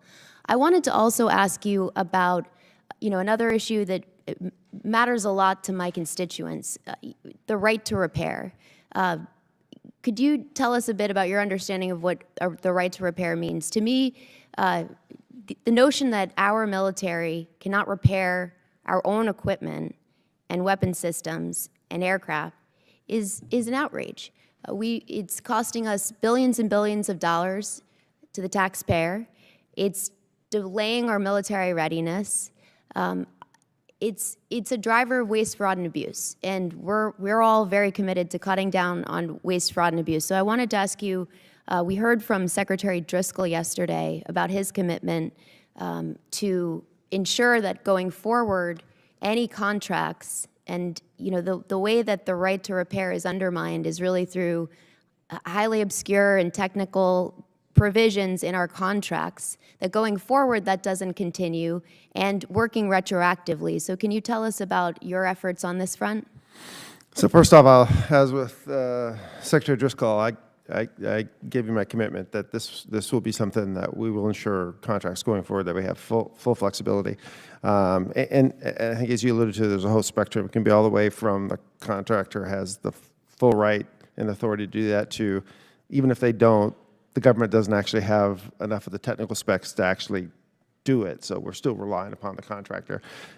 So one of the things I've been doing, and there isn't a one-size-fits-all, because it varies across the different contracts we have within the department, looking into the conditions are different, and we're going to have to go in and address every one of those conditions in a little bit different way. But in the end, we have already made some progress. But in the end, I think we have to get there. There's no question about it. I don't know, General, if you have any other comments on that. I just totally associate with what the Secretary said. It's some of the contractual pieces that we entered into. The more we can get relief from that, the more flexibility. We're all about that. Well, I appreciate that, and we want to support you. We've got bipartisan support for provisions in this year's NDAA, and we would love to work with you on that. General Saltzman, I thank you for being here. My home state of New Hampshire is home to the New Boston Space Force Station in Hillsborough County, and I had a chance to visit New Boston. They're providing critical around-the-clock satellite command and control capabilities for our country. I wanted to ask you, I know I have 10 seconds left, so maybe we can follow up offline, but I'm eager to talk to you about how we can ensure that our infrastructure installations like the New Boston Space Force Station are protected from the wide range of vulnerabilities that are out there. Very quickly, we have a Gentlelady's time's expired. Chair now recognizes the gentleman from Florida, Mr. Jimenez. Thank you, Mr. Chairman. Last weekend, I think we saw a pivotal moment in warfare when the Ukrainian army launched an unbelievable attack on the Russian Air Force. But it also, for me, underlined a vulnerability for us. For a long time, we've thought distance was a great equalizer, but now, with the onset of drones, et cetera, you could have malign actors here in the United States take out a lot of our assets in a very short period of time. What are we doing to protect against drones, this kind of activity, to protect our assets here on the homeland? General Alvin. Thank you, Congressman. And to the conversation we had earlier, it's really it's a joint force problem, and it is one of those that is multifaceted. It is different in characterization than what happened with Russia and Ukraine, but it certainly shows the consequences if we don't pay attention to it. This is one of those where we have to have an understanding of the current restrictions that we have in place with respect to rules of engagements with the local, county, state, federal. Well, forget that. Okay. Okay? Do we have, my concern is the capability of us being able to defend against AI drones. We may have the capability to defend against piloted drones, all right? But I've always been afraid of AI drones that are unpiloted, and that you basically have to knock them out of the sky. You just can't say, okay, you can't pilot anymore, and they fall to the ground. That's not the case anymore. I'm worried about our capabilities there, all right? And that's all I'm going to say. And also, not only for our military, but also on our civilians and our civilian transportation infrastructure. Because if some kind of an attack happens on a civilian aircraft, then basically air travel, it grinds to a halt. Nobody's going to take a plane. And so I would hope, Secretary, that we're on this, and not only just for protecting our military assets, but also our entire transportation network. So that's all I'm going to say. I really don't want to get into what you're doing, but maybe in a classified setting we would find out what it is we're doing to protect against this threat. I've been really worried about this threat for a really long time, and what happened last weekend just puts an exclamation point on my worry about what's could happen here. Just for the sake, how much does a B-2 bomber cost? Yeah, I think it's probably, I don't know what the replacement cost would be, billions, but I think originally it's multiple billion. Are they all clustered around the same place? Yeah, a lot of them are at one Okay, base. so one of the things maybe we should be looking at is maybe dispersing our assets, okay, in the near term, until we figure out how we can deal with this. On space, and I think that we do need to enhance our capabilities, but I also think that eventually we're also going to need to develop redundancy to a lack of space. If somebody knocks our space assets out, are we too reliant on space? Do we have redundancy so that we can continue to operate without the space platform? General Saltzman? No, I don't. I think there are missions we're doing from space that we can't easily just redundantly cover if we were to lose space. Well, I think if we're too overly reliant on space and we don't have redundancy, we're asking for trouble. Because everything that we can put up can be taken down. And you have to, I kind of believe in Murphy's Law, which doesn't mean that everything that, it means that everything that bad can happen will. It just means that anything that can happen will. And so let's not rely too much on space. I'm not saying invest in space, absolutely, okay, and try to defend it as much as we can, but just in case it just get taken out, we can't be helpless as a nation. And so, Secretary Vince, I'm asking you again, do we have redundancy? Are we developing redundancy to space? Again, that's another question for another time. Are we investing in directed energy? I think at this level we can say yes, we are investing in direct energy. Okay, very, very good. And I guess I have 15 seconds left, and I guess my time is up, and I yield back to the chairman. Thank you. I would follow up, let the gentleman from Florida know that we have been for many years developing directed energy capabilities, and it's maturing at a nice clip. What you just saw happen in Israel with Iron Beam is part of our investments, but yes, and a lot of it, I'd be happy for you to learn more in a skiff, but I'm very proud of that technology, and it's got great potential in the future. With that, the chair and I recognize the gentlelady from Maryland, Ms. Elfreth. Thank you, Mr. Chair. Gentlemen, thank you for being here, and good morning. I echo the chairs and the concerns you heard from both sides of the aisle of this committee around the lateness of the budget, and particularly Mr. Courtney's concerns around having an open, honest, and transparent conversation about the future of Air Force One.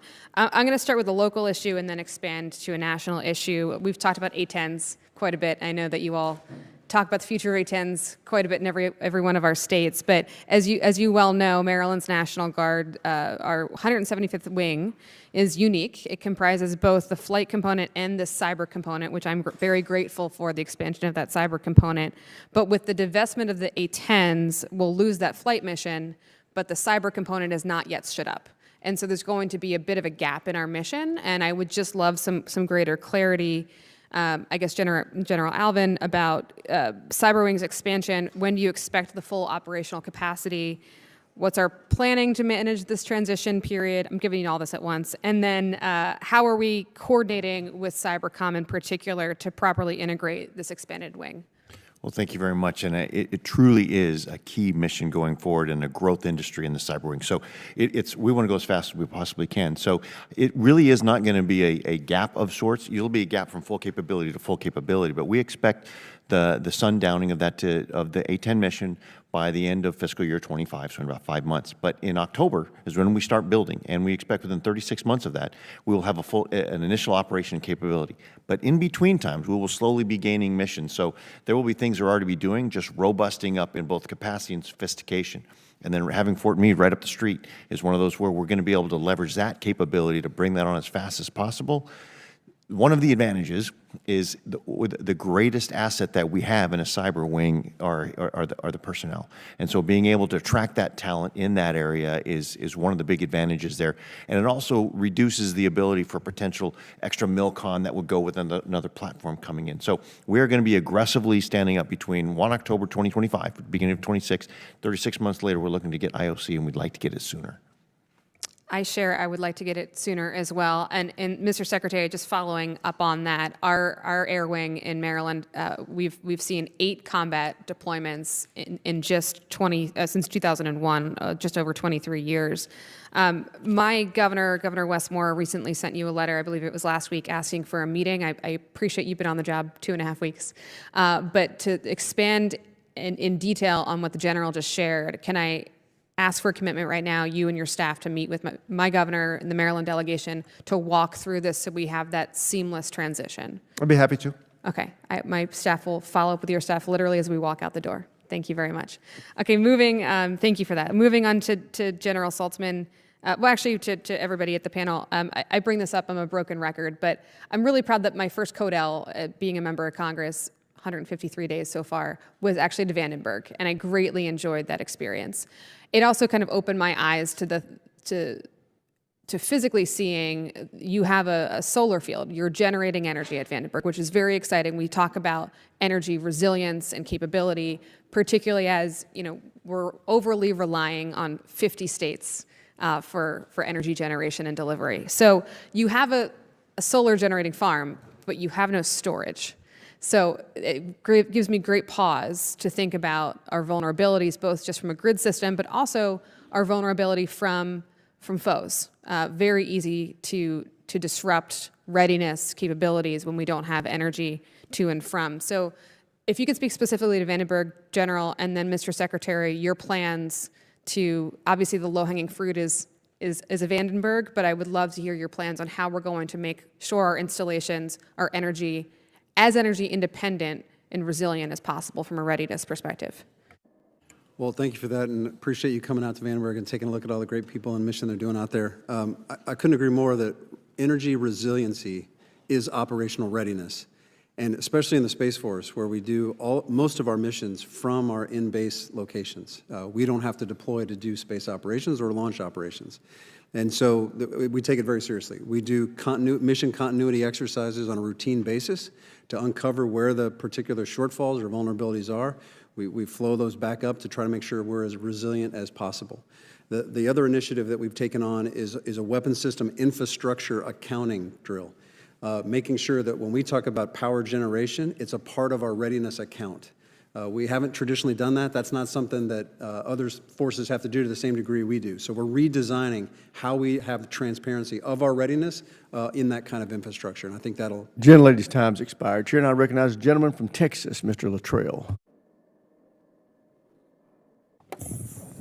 Thank you, Mr. Chairman.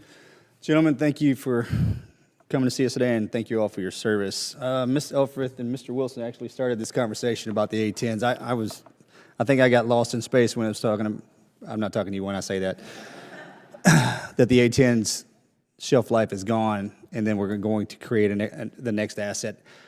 I think that's a horrible idea. I think the A10 is probably one of the best creations we have. And I've been in the theater of war calling that plane in, and it has saved my life countless times. And there's nothing more terrifying than that flying bathtub with bombs and that gun hanging off the front of it. And I think we're in a bad spot if we clack off somewhere and we put boots on the ground. That's going to be the asset that we're going to be flying overhead. And I'm not taking anything away from everything else that we have, but I felt like I needed to say that because, again, that plane has saved my life and my teammates' lives more times than I can possibly count. I'm going to shift gears. I'm going to talk hypersonics. Mr. Secretary and Mr. General, you guys can kind of pick which one's going to answer this. I have a list of the weapon assets and the weapon systems that China and Russia have right here. And General, you said rapid modernization, evolving, kind of evolution of technology in the PLA. I think they're there.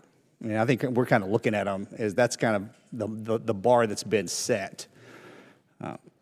Very focused in on hypersonics. Can you give me a current briefing on where we are and when that capability and that asset will be able to be employed? I can give you the broad brush at this classification Yeah, level. yeah, absolutely. Yes, sir, I understand. Broad brush, and it's interesting because when you juxtapose, the rapid advance in technology and going to hypersonics, and you compare it to what we all love, which is the A-10. The second question, this is sort of the answer to the first. Those sort of things are making that awesome A-10 less and less survivable. The most important thing for us I'd agree is with to you ensure. if we had hypersonics that worked. Well, I would say it's not only hypersonics, it's the other advanced capabilities are going to be more survivable for our boots on the ground in the future, given the enemy capabilities, than the A-10, which we all love. In the element of hypersonics, at this level, I will tell you that we are developing, and you'll see in the budget submission, assuming it's what we had put forward, 2 different programs. One is a larger form factor that is sort of more strategic long range that we have already tested several times. It's called Arrow, and the other one is HACM. That we go. We'll just leave it at there. But there are 2 systems that are now continuing to develop and moving beyond the RDT and getting into the procurement range in the very near future. And I will be happy to go to higher classification level, the specifics of both of those. But we are accelerating in our development, not only of the technology, but of the procurement of the capabilities that it'll create. Mr. Secretary, are you having conversations about increasing funding for hypersonic capabilities in the Air Force? Or? Yeah, fielding those weapon systems, well, two sides of that coin. First is we really need to, as we've matured the technology, we focused on maturing the technology. Now we need to focus on lowering the costs and getting into production. It's got to be affordable. We've got to be able to buy more than 10 of these things, right? So that's a big focus right now is lowering the production costs, well, ramping up the production and lowering the costs so we can get enough of that kit to actually make a difference. But yes, on the other side of the house, making sure that once we do kind of get more efficient in production, that we properly fund those programs, deliver that capability. And it's really across the force, not just in the Air Force, but the entire department is looking at these systems. And there's no question the Chinese moved really fast on these capabilities. General Saltzman, as far as AI capabilities in Space Force, when the current budget plan comes out that we get to see, how are those numbers looking? Are we comfortable in where we sit at this classification level? Yes, sir. A lot of it is early S&T work that's being done. I'm focusing heavily on decision support kinds of AI. Take a lot of data and turn it into decision quality as fast as possible. There's some good returns in the S&T environment, and it's fully funded in support of those efforts. Okay, and I'll close with this. And Mr. Secretary, you and the General answered this, and I know General Altman would say the same thing, but your most cherished asset is your people, and their health and well-being is everything. And I would ask that you take even if you are and are, take a very hard look currently and as they transition out. Because once they transition out, we get lost in space. And Mr. Secretary, you most likely probably already know that, but the General's mark my words, okay? So health and welfare of our service members as they transition out, current and transitioning out, please. Gentleman's time's expired. Chair, and I recognize the gentleman from California, Mr. Whitesides. Thank you, Mr. Chairman. Thank you all for being here today. Mr. Secretary, congratulations on your confirmation. It's good to have someone with your depth of relevant experience leading a military department. I had the opportunity to work with Director Scalise back at NASA, so welcome. I represent the northern side of Los Angeles County, and I want to begin by just thanking your teams for their crucial role in fighting the Los Angeles firestorm in January. Between the Fire Guard data program, firefighting aircraft, and other aspects, we're deeply grateful to your teams. I want to support those efforts going forward as much as I can. I'm also enthusiastic about the possibility of using autonomy and aerial platforms and advanced remote sensing to enable us to more quickly suppress fires that threaten critical installations like the Vandenberg Space Force Base and our home communities, and I'd love to work with your teams to continue to think about that. As you know, I'm proud to represent Plant 42, the home of the B-21 Raider. To me, that program is really a gold standard. It's delivering tremendous capability with an efficient development and manufacturing program. With that said, I want to follow up on a question that Senator Fisher asked this group during the SASC posture hearing late last month. As Senator Fisher noted, General Cotton has recommended that the Air Force procure at least 145 B-21s. Couldn't agree with him more, especially when increasing our total could decrease costs and move the production timeline to the left. Mr. Secretary, you noted to Senator Fisher that you were going to meet with General Cotton and discuss his B-21 requirements. I was just wondering, has that discussion happened? Are there any updates that you might be able to share at this time? I have not, but I expect to have an opportunity to talk to him next Tuesday, right? Just checking. I have not had that detailed conversation with him, but I will soon. And we are looking very closely at how we increase production just to get to the 100, right? We want to increase the production rate. That's, the program is executing very well.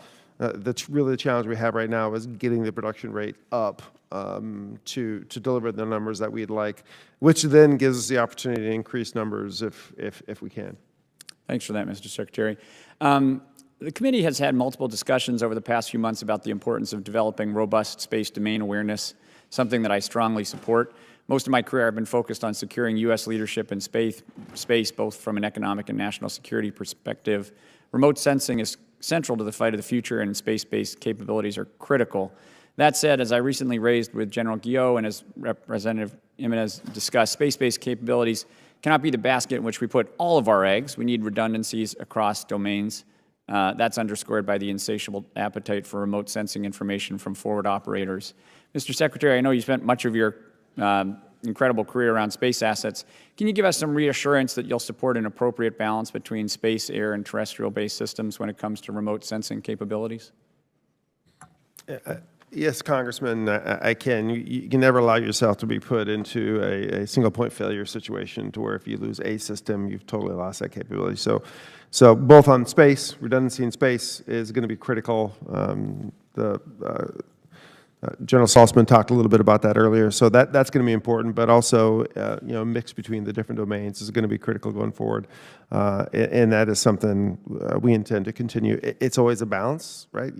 You're never going to be able to afford everything. As was mentioned, we have a lot of modernization going on simultaneously across the department, so never going to be able to necessarily afford everything you'd like, but it is important to make sure that you are not, single point failure on these critical capabilities. Thanks so much.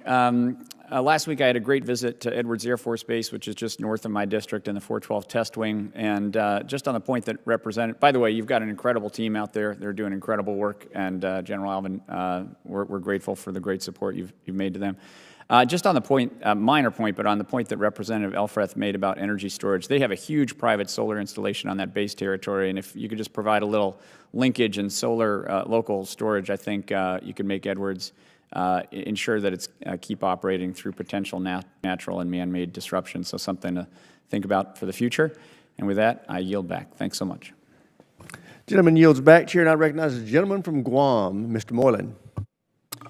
Thank you, Mr. Chairman, and to our distinguished witnesses, thank you for your leadership and joining us here today. General Alvin, given the recent reports of unsafe and substandard conditions in unaccompanied housing on Guam, what steps is the department taking in the FY26 budget to address these deficiencies and ensure habitability of our service members?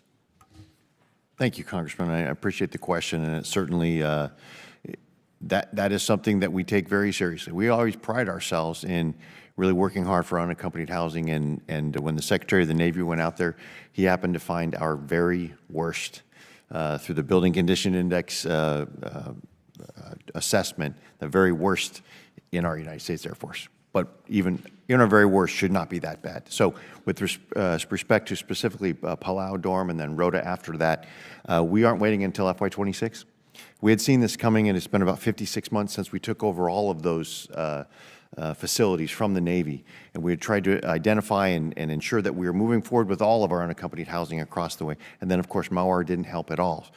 But this year, we now are expect to award $53 million for the improvement of Palau Dorm this year, and it should start within, we should award it within 90 days and should start within 60 days after that. And so we are getting after that right now. It's never enough, and as you know, Guam is such an important place. We need to make sure our airmen are focused on mission rather than just their housing. So between the Palau dorms and the Rota dorms and across the board, we have an aggressive schedule against that. That's great to hear, General. Thank you so much for that. And as a follow-up, is the department considering privatizing unaccompanied housing as long-term solution? And what oversight mechanisms will be in place to ensure quality and accountability? Now, I would, of course, the Secretary says he's only been in for 2.5 weeks. We certainly haven't had those conversations, and it isn't really of all the things we would consider privatizing, that really isn't on our list right now because of that criticality of the young airmen who are living in there sort of need that oversight and leadership of the next level NCOs to be there. So that's not currently in the plans for me to propose for the Secretary. We want to remain that under government control. I'm looking forward to those great improvements. Thank you, General. Another question, General Alvin. Your testimony highlights RFORPAC and the need to operate from austere airfields in contested environments. How is the Air Force resourcing Guam to support agile combat employment, particularly in terms of dispersed logistics, airlift, and handling of infrastructure under real-world contingency conditions? Thank you for that question, Congressman. We're very excited about the RFORPAC Resolute Forces Pacific exercises. This will be one of the largest exercises that we've done since the Cold War, quite frankly, because as we do exercises by sort of piece parts, we get insights, but we really want to see where the true shortfalls are. And we expect, and we've talked about this, Congressman, that we know logistics is going to be important. It's not just logistics because of the tyranny of distance. It's going to be logistics under attack and understanding those contested environments. We're going to wring this out this summer. We have already, in the past couple years, been putting forward requests in our budget for things like shelters and hardening and some non-kinetic capabilities to sense. So we know we have work to do to make this very critical concept of agile combat employment work. This summer, this exercise is going to help expose any more shortfalls that we haven't already identified. In addition, we know having preposition of parts and forward storage to be able to accelerate the repair of the platforms when they break down, that's also another key performance that we have to have in the Indo-Pacific, and that's why I put in my unfunded priority list about a $1.5 billion for spare parts to increase the health of the shelf so we can increase the combat generation under attack. Excellent. Thank you, General. Secretary Mink, on a Codell last Congress, I flew to Guam with my colleagues on an Air Force C-40. The jet suffered a landing gear malfunction and was stranded on Guam, which doesn't mean it's bad to be stranded on Guam, but it was stranded there for several days while awaiting parts from CONUS. Does our operational force encounter this type of issue? And how can new force design concepts or prepositioning ensure airmen are not stranded while operating in the Pacific? I know we don't have much time, so just real quickly, yes, that happens. I think the key thing, as you almost alluded to, is making sure you have enough spare parts and enough supplies to repair the aircraft across the force, and that's a focus in our budget submissions. And then prepositioning. We can't preposition everywhere because will never have, that would be terribly inefficient. So those sort of conditions do happen, but those are the two things. Make sure we have the right parts and make sure they're repositioned. Expired.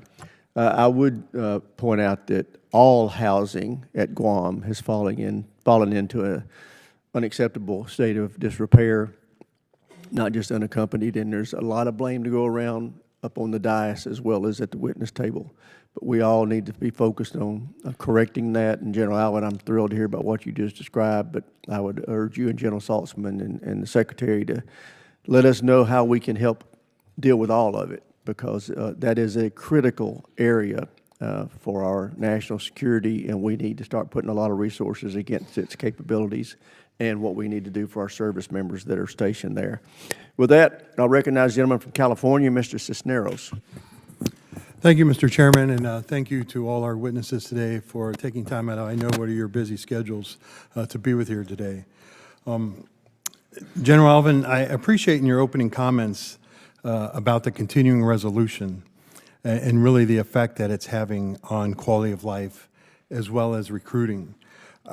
You know, I wonder if you could go into more detail about how important it is to have a robust budget with recruiting in order to recruit individuals, because we are competing with corporations out there today that is vying for the same talent. So please. Thank you for that, Congressman. It really is, because we are, our recruiters are just the hardest working in the business right now. And they work very hard to bring those Americans who want to raise their right hand and serve in the United States Air Force. They work very hard to give them some sense of this is what you can expect, welcome to the team, this is when you're going to get here. And if we don't have that funding to be able to follow through on that and to bring those in, not only to keep the Americans to want to come into our force, but to ensure that we are bringing the right talent at the right time, without that predictability of funding, or in this case, the mark that when we had already intended to recruit 3,000 more, we had to back off of that because we didn't have the funding. It's very disruptive, and that lack of reliability, it has ripple effects well into the future. All right, and so even though we're talking about a continuing resolution now, a possibility of maybe another one, I mean, how many years down the line could that have effects into your recruiting? Well, actually, the fact that we've been under a continuing resolution about most of the time for the past decade plus, that's part of the challenge that we're seeing here today. Well, thank you for that. I appreciate your answer on that. General Saltzman, former Secretary Kendall had written an article at the beginning of this year about the future of the Space Force and really about how it needs to really kind of transform. I think the example he used was he used the Navy analogy of a merchant marine going into actual becoming a fighting force Navy. Where are we on that timeline, and really what's it going to take us to get there? It's where we can see the Space Force becoming the fighting force that it should be.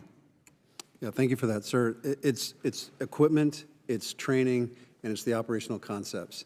I think we've done some pretty good work on the operational concepts. We generally know what we want to do. Acquisition of the equipment is a little longer to lead item, but I feel good about the protection assets that we put in place in terms of resiliency. And now we've got good plans in place to put together the counter space capabilities that convert us to the Navy, not the Merchant Marine. And then training, modeling and simulation, range assets, high-fidelity simulators to train our people to make sure that they practice the tactics that are going to be necessary. All of those are coming together. We'll have to grow a little bit as a force as we bring new capabilities on, new missions on, but I think we're well along our way to that evolution. And as, you know, all the services still do space. They're still in the space game there, but as the Space Force grows and becomes, you know, larger, and is it taking over more of these roles to where now it'll be Space Force will kind of be there, or will be more of a working together with the other services to kind of oversee their missions as well? Well, thank you for that, because it came up a little earlier too, and I think General Alvin would agree with me. When we think about our missions and how we're going to perform the missions, the last question we ask is which domain should we use? First, it's about what are the threats, what are the capabilities, what's required of us to be survivable, to create the effects we want. You can get to where should this platform be located? Is it an airborne platform? You can get to that, but that's not our starting point. And so I see all of our challenges as all domain challenges. Some of those will play out in space. Some of those, I rely on maritime capability to do the counter space missions. So it's an all domain effort now in this networked environment. The modern battlefield doesn't just restrict itself to one domain or another. All right, thank you for that. Mr. Secretary, you commented earlier about the Qatari 747, about $250 million, or $250 million to retrofit it. But in that estimate that you gave to kind of modernize it or to bring it up to standards to meet the president's needs, did that also consider what it's going to take to go through that and make sure that that aircraft hasn't been compromised? Because as soon as I heard about this in the news, if I was the CPC, I would be trying to get somebody on there, bugging it, doing whatever they can. So how are we going to make sure that the aircraft was not compromised? So thanks, Congressman. First off, I didn't say $250 million, and we can talk more details in a different environment about what needs to go on there, but part of upgrading it is essentially doing a deep sweep to make sure that there's no counterintelligence threats on the platform. Gentleman's time's expired. Chair, now recognize the gentleman from Texas, Mr. Jackson. Thank you, Mr. Chairman, and thank you to our witnesses for being here today. I have three real quick questions I'm going to try to ask for General Alvin and for the Secretary, all related to Sheppard Air Force Base. But start with one of my early achievements as a member of Congress was back in 2021 when I was successful in getting the new Child Development Center at Sheppard Air Force Base funded and authorized years ahead of its schedule. Shortly after breaking ground in 2023, however, construction crews identified asbestos in the ground and the project has still yet to be completed. I'm concerned the Department of the Air Force has not been aggressive enough in resolving these types of issues. Mr. Secretary and General Alvin, how are we addressing delays for projects like the CDC at Sheppard? Would both of you please commit to ensuring that this project can stay on track if at all possible and we can deliver this critical support that we need for our families at Sheppard? Absolutely, I can commit, and I can commit to proposing to the Secretary that we put the right funding against it. The remediation should be complete by October, get us back on track. We understand this is one of those, that discovery. The last thing we want to do, though, is put a CDC where there's lead and it harm to the children. So we wanted to make sure that entire environment is fully cleaned up, and so by October 25, we should be able to have the remediation get back on track. Yes, sir, I understand that, and I appreciate that, Mr. Secretary. Yeah, I think we're expecting, if it, by the end of the year, get it cleaned up, get going, I think we're looking at like 28 to have it complete. Thank you, I appreciate that. And if there's any opportunity to expedite things after that to make up for some of the lost time, I think we should do that. Thank you, I appreciate it. Another question here. Across the aircraft fleets in the U.S., Air Force inventory pilot training is foundational to our readiness. As the service continues to struggle with the pilot shortage, I'm also concerned about the delayed acquisition of the T-7, which is further constraining pilot training pipeline. Despite announcements earlier this year that the program may achieve an accelerated initial operational capability, there's been limited information about whether this will translate into expedited deliveries. General Alvin, would you provide an update on the T-7 timeline and what these delays mean for the Air Force's ability to train our pilots? What actions has the department taken to expedite delivery of these platforms? And when could we expect delivery at Sheppard Air Force Base in particular? Yeah, Congressman, we can give you the current understanding of the laydown of the order and the sequence and the timing. It still is for Sheppard. I'll go to the last question first. Right now, it's about 7 years from now before finally. However, that can be accelerated. And here's what we've done to accelerate that. We have taken some of the articles that were going to be production articles and we put them into tests. So we've accelerated the number of T-7 platforms that are in test. Now, we've completed 140 flights. 67 of them were in all of last year. Already this year, we've made up the other ground. So we are accelerating the test. And as a test pilot, I've been checking in with it quite often, and the airplane is performing phenomenally. So we're trying to buy down the risk as fast as we can. If when we put the more platforms in, we can accelerate and move it to less by buying down the test risk, we're ready to do that. Because you know, Congressman, the T-38s are operating great, but those J-85 engines and all those challenges are things we don't want to contend with into the next decade. So we're stepping through and making sure that the MILCON is lined up associated with all the funding. And with Sheppard, of course, we have its crown jewel. It's got the Euro-NATO piece, and so which means they all get a say in when funding goes in to do the MILCON. And so we want to make sure we don't get ahead of that, make promises that our international partners would have to put money against that we have to renege on. So we want to make sure we have confidence in that and buy down the test risk as we lay out the actual production and the delivery capability across. It's a great platform. We can't get it fast enough. Well, thank you, sir. I appreciate that. And yeah, I agree 100%. And obviously, as important as that training program is to not only our pilots, but our allied pilots, 7 years is a long time. So anything that I can do on my end, obviously, from where I sit, I'm anxious and willing to help expedite that. It seems like that's a long ways out. All right. Thank you. With that, I yield back, Mr. Chairman. The gentleman yields back. Chair now recognizes the gentleman from Illinois, Mr. Sorensen. Thank you to our chairman and ranking member. Good morning, just about good afternoon, and welcome to Secretary Menk, General Alvin, and General Staltzman. Thank you for your many years of service and dedication to our nation. I first have to say I'm really excited about where the Air Force is headed in terms of investing in new technology and new capabilities, while also making sure that we're equipping the Air National Guard. These new assets and capabilities will be crucial to our national security. Our next generation air missions, like the F-47s and CCAs, must also be fielded to the Air National Guard. I proudly represent the heart of Illinois, home to the 182nd Airlift Wing in Peoria. As you all are well aware, they are the gold standard for Air National Guard service. And I know I speak for everyone back home when I say that we're so excited to welcome the C-130J model to our airports and our airspace. The 182nd Wing is exemplary, and I'm proud to support their work. Doing the crucial work that many of our neighbors, my neighbors, are doing, Title V employees at the Peoria Air National Guard. Like so many of my colleagues here in the committee, I'm troubled why Donald Trump's administration thinks that cuts to the defense workforce are a good idea. This drain of expertise is detrimental at a time when we should be improving our readiness to meet the challenges of today and tomorrow. I'm concerned about what the loss of Title V civilian employees at our Air National Guard bases across the country and what it means for overall readiness. To the Secretary, could you explain how the loss of these employees in Air National Guard will impact our missions, but how should other federal workers feel? How are they supposed to keep their morale so high if cuts are happening to the best workers on their team? Mr. Congressman, thanks. I can't speak specifically to Peoria. Been there a couple times, but can't speak to the Guard base there and how they're going to handle the civilian workforce impacts.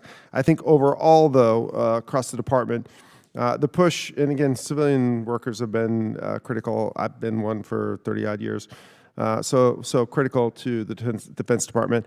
Saying that, though, there's always an opportunity to improve efficiencies. Any organization has an opportunity to improve efficiencies, and I think that's what's going on in the department right now. Is how do we continue to increase efficiency, support or prioritize the workforce on the highest priority missions, so that we can deliver these capabilities. We have more resources to deliver critical capabilities. But it's always going to be a balance, right? You're always going to be a balance. I've seen this many times in my career where there's give and take on the size of the workforce, and we're in another area where we're trying to improve our efficiencies. I've done it before, and that's what we're working across the department, try to make sure that we continue to meet the priorities. So what do I say to people when they, back home, when somebody hears we want to improve efficiency? There's a skip of your heart, because does the improving of the efficiency mean it's my job? What do I say? So it's always hard. You're exactly right. It's always hard. But as we've discussed, the prioritization of funds, both on hardware and people, are the tough decisions sometimes that we have to make. But we do and need to do everything we can to support the workforce as we do that. I'm also concerned about our National Guard federal technicians. Do you expect that the President's 2026 budget will request adequate funding to support our National Guard's federal technicians? I'd be happy to discuss that once the budget's released, Congressman. I look forward to seeing it, as everyone does. And while I have just 1 minute left, I want to acknowledge that just yesterday, the Rock Island Arsenal's Joint Manufacturing and Technology Center just received their AS 9100 certification. This will allow them to deliver the best components to the aerospace industry, and I strongly urge the Air Force to make efforts to partner with our organic industrial base to make sure that our warfighters have everything that they need. Also, as a meteorologist, I'd be remiss as we begin hurricane season. My thanks to the courageous folks at the Air Force Reserve Hurricane Hunters who do everything that they can to fly into the world's biggest storms with the sole purpose of keeping us safe. So may they stay safe in this hurricane season. And if you ever need a meteorologist from Congress to fly with them, just give me a call. Thank you, Mr. Chairman. I yield back. That's a first for me. Gentleman from Virginia, Mr. McGuire, is recognized. Thank you, Mr. Chairman. Thank you to our witnesses. Thank you to our men and women in the military. Your service is important, and we would not have a country without you. I want to make a couple of statements before I get into questions. I have a resolution I'm working on. It's H.R. 3478. I asked the witnesses to write that down, H.R. 3478. It's the Manned Aircraft Clarification Act. There are many reasons why Langley and other places didn't engage drones. I'm sure you know some of that I don't know. But I believe a lot of the hesitation was an advisory put out by the DOJ in 2020. So the Manned Aircraft Clarification Act, H.R. 3478, will take care of almost all of the SLTT problems and almost all of the DOT problems. And I know you guys have got actual ways of shooting them down. Now, my wife and I were with our church in Israel about 3 years ago on a mountain looking into a valley, and we saw F-35s coming and landing and then disappearing underground, kind of like an aircraft carrier. I'm sure that would be super expensive, but we're looking at what happened in Russia. I'm sure you guys would consider that and other options. All right, now to the questions. Secretary Mink, I think I heard one of you say earlier that new missions require new resources. The Air Force continues to prioritize modernization across its missile enterprise, including next generation missiles, propulsion, advanced tactical and air defense systems, space launch, and nuclear modernization, all of which depend on solid rocket motors. Concerns have been voiced about the domestic supply chain and increasing domestic demand signals for these critical Air Force needs. How is the Air Force working to ensure a stable and competitive domestic supply of solid rocket motors to meet program requirements, to include addressing current industrial base constraints and production bottlenecks? So, Congressman, thanks for the question. I'm not sure I can speak to the overall approach. I'll ask General Alvin for help on that. I know we've seen a couple of challenges, particularly in some of the actually in some of our launch programs and other programs. There's been some challenges with the solid rocket motors that are being addressed right now. But for the overall, particularly in the missile category, I'll turn General Alvin.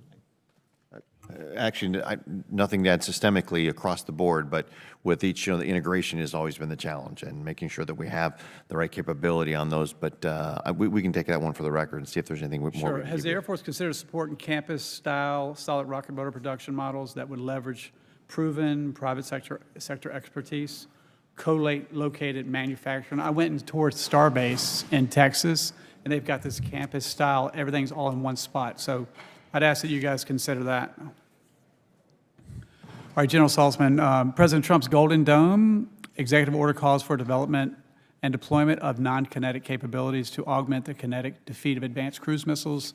Some of these capabilities include lasers and particle beam weapons technologies, which require a large amount of power to operate. I'd expect the Space Force to fully explore deploying these capabilities to their interceptor architecture. Since I've entered Congress, I've been a big proponent of deploying advanced nuclear reactor technology like small modular reactors and micro nuclear reactors on orbit and micro reactors in orbit. Nuclear energy has 1,000 times the power density of solar and will power not just lasers, but our communications and data collections as well. So is the Space Force looking into the adoption of nuclear technology into our next generation space architecture? Well, first and foremost, I can tell you that we are looking into directed energy. We see this the same way you do. This is a very promising technology that we have to explore. If you don't mind, I'd like to talk to you maybe in a different environment about the things that we are doing and see if there is room for that.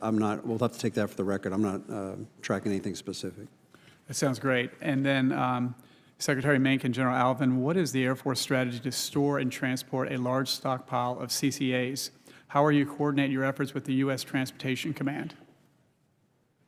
Yeah, thank you for that question, Congressman, because the beauty of what we're doing right now, we are still having the CCAs be developed in a prototype part of its life cycle. At the same time, we are standing up an experimental operations unit. So as we understand the platform, we understand the autonomy, we're looking into how we intend to actually employ, sustain, maintain them. And that will drive our operational concepts as to whether they are, some are forward positioned or whether they're forward deployed or where they're stored here. That is work that is ongoing, but that is front of mind for our experimental operations units, understanding how to make sure that we take on this capability as the game changer that it really is. Well, thank you very much. I yield back my time. Gentleman yields back. Chair now recognizes the gentleman from North Carolina. who almost has good barbecue. There you Mr. Davis. Thank you for acknowledging that, Mr. Chair. Mr. Secretary, congratulations on your recent appointment. And actually, I really look forward to working with you, so congratulations to you. And General Saltzman, thank you always for what you're doing in the space world. General Alvin, it's always good to see you. I appreciate conversations in between these meetings, and probably just want to spend a little bit more time on questions that we've already talked about, just having reassurances towards those conversations, to be candid. So the first question is, as we are talking about Seymour Johnson Air Force Base, could you please expand on the commitment, if it remains, as we've had many conversations now, or several conversations, and I'm saying beyond just you, General Spain and others, regarding bringing the Block 229 F-15Es to Seymour Johnson Air Force Base once those F-35s come online? Yeah, thank you. That continues to be our plan as we get them there. So that is on track with the manner it has been in the last couple of years. We still think it's the right thing to do to keep that capability and keep Seymour Johnson as one of sort of the core for F-15E, F-15EX training as well. Thank you so much, which then also brings me into the next question, being that we're seeing an increased role of the training at Seymour Johnson Air Force Base, contingent upon obviously a reconciliation package going through. How do we plan to address that increased training? Yeah, we're certainly working with that with Air Combat Command to understand what the increased throughput would be. Right now, as we're also looking at getting more pilot training graduates out as we're starting to increase that pipeline. So Air Combat Command is looking at that specifically to make sure we can handle. Now, at that point, it just becomes, you put more platforms in, do we require more maintenance and more instructors, et cetera, to accommodate that? So we're looking at the increased throughput caused by those, which is going to be ramping up over the next few years. We're taking a close look at that right now. Thank you so much for that. And then, obviously, it then brings me back to still dealing with reconciliation. When we have dealt with Congress, the conversations, the prior conversations dealing with divestment, obviously, there was a period as we were dealing with those conversations and the ultimate decision. Now the decision's been made, and we're bringing forth now revenue appropriations, $127 million, to address the current needs in terms of operational needs at Seymour, the F-15Es that are currently there, those 220s. Could you speak on that, please? The commitment of making sure that those funds remain in place. Well, yeah, because those are just as critical as the others. We still have a portion of our force that is flying in the 220s, and regardless of that, the quality of the support infrastructure and everything that makes that mission happen, we can't let drop. Because as we see with an increase in the introduction of the F-15EX, there's just a general proposition that this is going to be a platform with both variants that's going to be a part of our future, a growing part of our future, more so than we thought of when we started these conversations several years ago. That's right. And I would just take a moment to continue to articulate. I'm constantly on the base, constantly staying engaged, and realize the dire need that exists there. And some of this is because of just dealing with the prior decisions that now have been made, but nevertheless, as decisions are being made, we need to make sure we're still in position to deal with addressing those decisions. And I just want to continue to uplift those, bring them to the forefront. Now, looking into the future, obviously I have a lot of interest in Seymour Johnson Air Force Base. In the world of, we continue to talk about F-15EXs, and notice the argument and our conversations have driven just trying to increase the F-15E presence at Seymour with the 229s. But do you maybe see a world in which there maybe the F-15EXs or, under NGAD, my question would be, even potentially F-47s at Seymour? Well, we certainly need to look at the mission. Of course, when we think of the F-47, it eventually is sort of the follow-on to the F-22. So it's never a one-for-one replacement, but understanding the different mission sets that are required of those different types of platforms. But when we certainly look at the future, we need to also understand where we might want to put. And let me take my last 5 seconds here. Do you see the world of transferring aircraft from Seymour to the Guard to help? We need to have a balanced total force to make sure that we have capability for the future. So I wouldn't take anything off the table at this point. Gentlemen, Thank you so time's much. expired. Chair, and I recognize a gentleman from Georgia, Dr. McCormick.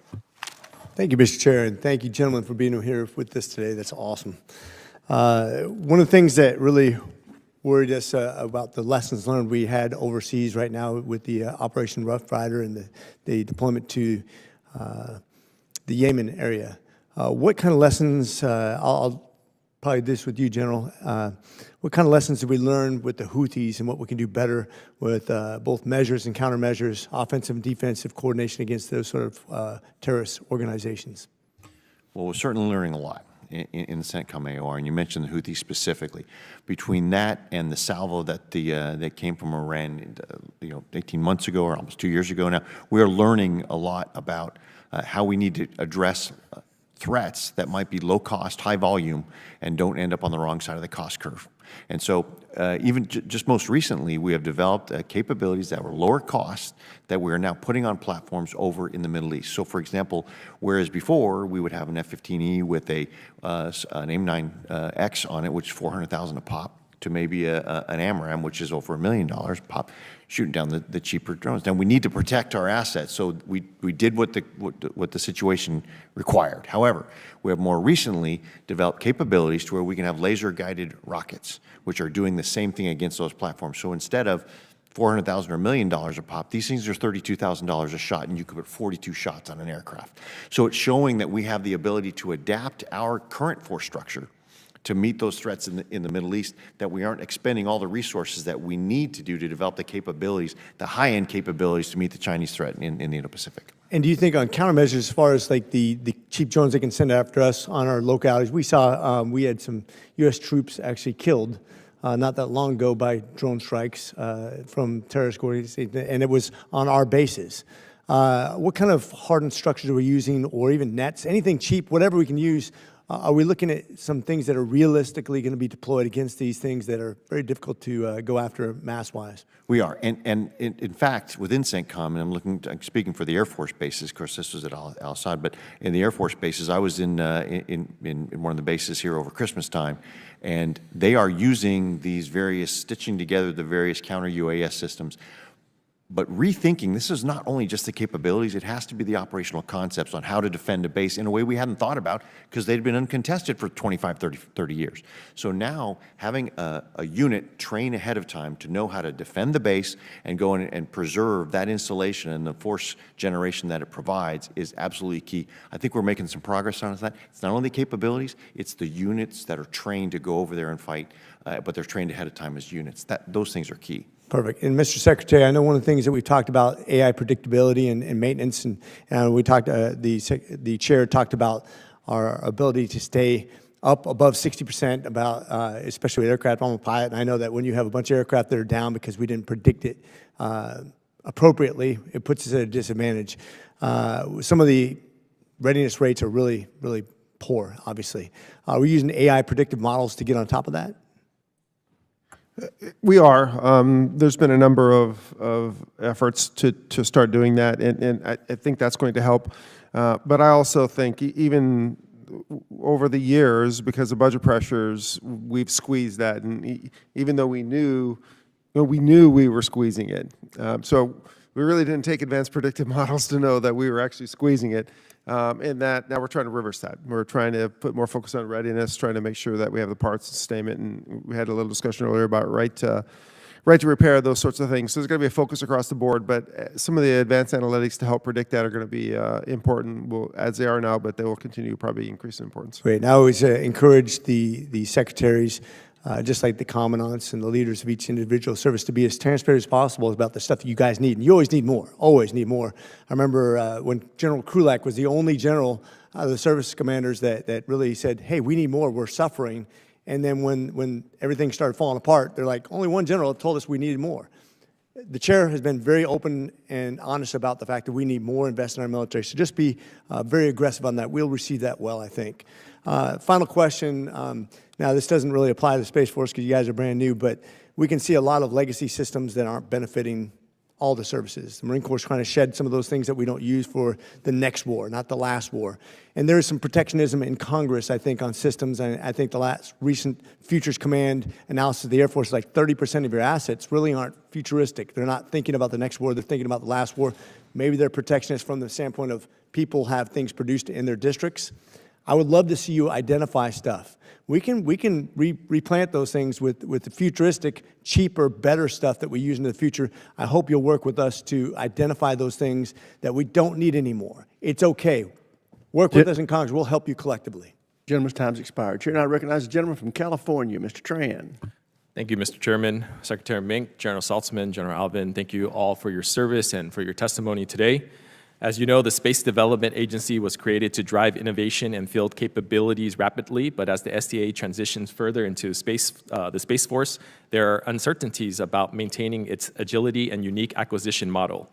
Recently, there have been rumors suggesting that SDA's Tranche 2 and Tranche 3 transport layers are facing termination within the current 2026 DoD budget in favor of MilNet. As you know, SDA's transport layer is the only direct-to-platform constellation in development. The alternative currently does not have a direct-to-platform capability and is optimized for high data rate transfer to ground stations and then dissemination of data. SDA's transport layer provides essential low-latency communication that reaches the tactical edge. Transport is the only proven Link 16 capability in space. With transport's Link 16 capabilities will not exist for at least 3 years. Not only would cancellation of Tranche 2 result in the termination of hundreds of millions of dollars of ongoing fixed price contracts, severely degrading and eliminating areas of the growing space industrial base, but also would delay getting this critical capability directly to the warfighter. Can you ensure that SDA's Tranche 2 transport layer will be protected within the department's 2026 budget?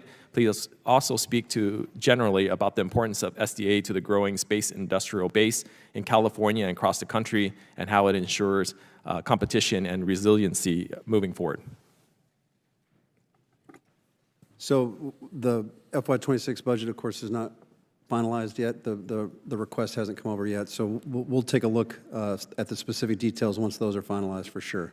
I agree with you 100% that the capabilities that SDA is pursuing are vital to almost every aspect of the Space Force mission and the Joint Force writ large. The data transport layer is vital.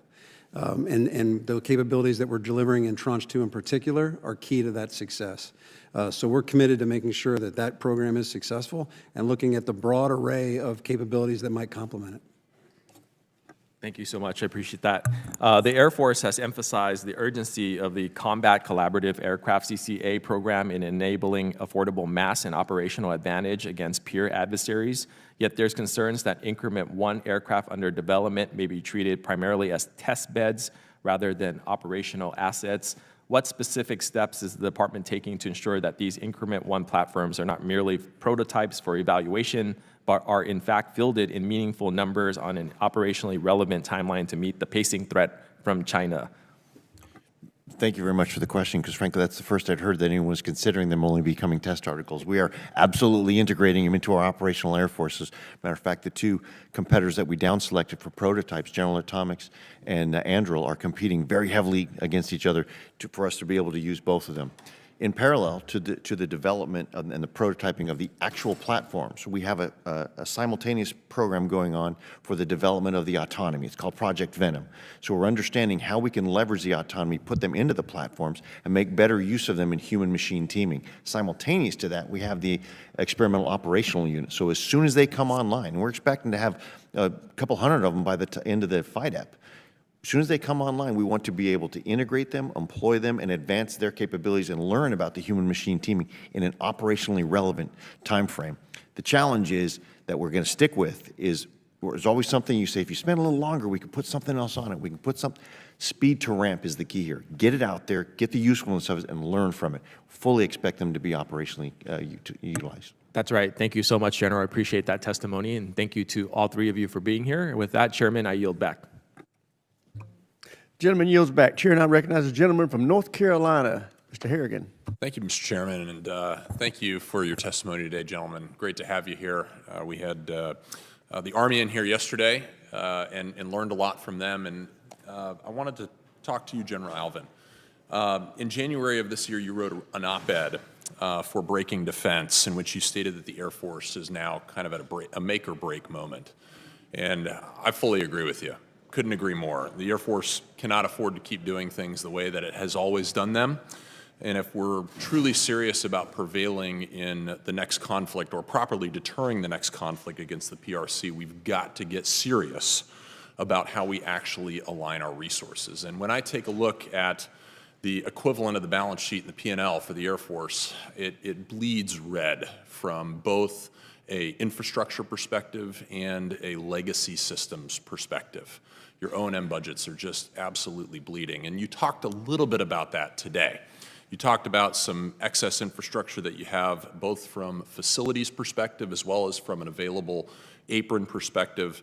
My colleague from Georgia talked about identifying certain systems that, as we all know here, may be parochial, right? They may be, and some of these decisions have been made in the best interests of certain districts across the country, but they haven't been made in the best interests of the United States and America moving forward.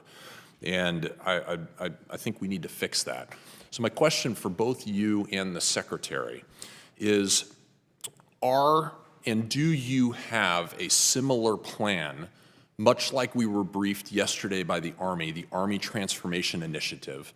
Do you have a similar plan in the Air Force to purge these legacy weapon systems, these legacy force structures, and reallocate some of this real estate that you have that's not helping your budgets right now so that we can create the Air Force of the future? Do you have a formal plan for that?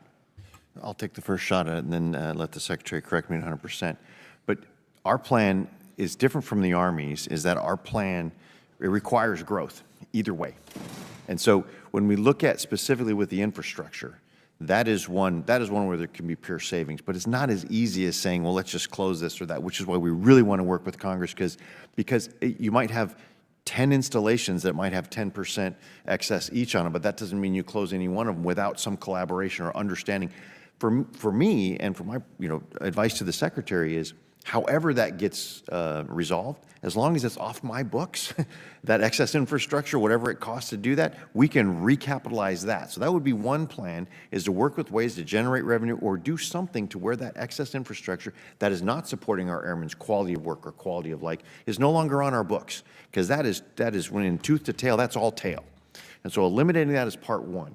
The other part is, the tougher part is really fully divesting ourselves of some of the legacy force structure. I will tell you, though, that this prioritization that we're directed to do to ensure what would it look like if we had to drop off some percentage of our budget to make room for the President's priorities, that sharpened our focus. And so it's very clearly in the aggregate. Three things: defend the homeland from the air, and we do the nuclear recapitalization to support strategic deterrence, and then projecting power to deter the PRC.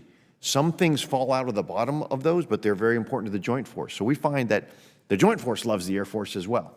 So we find ourselves challenged to say, pull any of the main capabilities out, not only because there are parochial interests within districts and states, but also there are some parochial interests within other parts of the Joint Force. So we will continue to identify those things that are least dear to us, but before it makes it out of the Department of Defense, we need to understand they may be least dear to us, but if they're so dear to the Joint Force, then that needs to be resourced elsewhere. So that is the challenge for us. It's a Thanks, growth. General. And before, Mr. Secretary, you give your answer, I'd like to say very clearly, I don't think anybody has any interest in closing off any infrastructure, right? We've got to make it relevant, because once we lose it, we never get it back, and it's a loss of national capability. So just to clarify that. Mr. Secretary, do you have any thoughts? You've got about 40 seconds.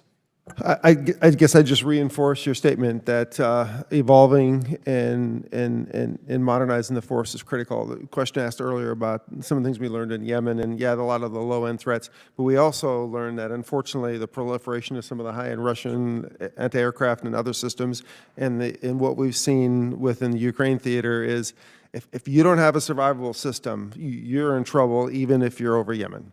Mr. Secretary, this is in a the high-end last threat. 10 seconds, I'm going to reclaim my time here. I just encourage both of you to take a very hard look at the assets that we have, and if they have not helped us win the last 30 years of war, and if they are not helpful to deterring or defeating China, we need to make the hard decisions and get rid of them. Thank you. Chair now recognizes the gentleman from California, Mr. Garamendi. Thank you, Mr. Chairman. Secretary Milk, welcome. Look forward to working with you in the days ahead. I note your extensive experience in space operations, and I'll focus on that. General Saltzman, good to see you once again. You're going to get a bye this time. As for you, General Alvin, we've been down through this. Would you be disappointed if I didn't take up the Sentinel? I suspect, Secretary, you've been well briefed. I understand the Sentinel has come up from some of my colleagues, and that's good. This is a question for you, Mr. Secretary.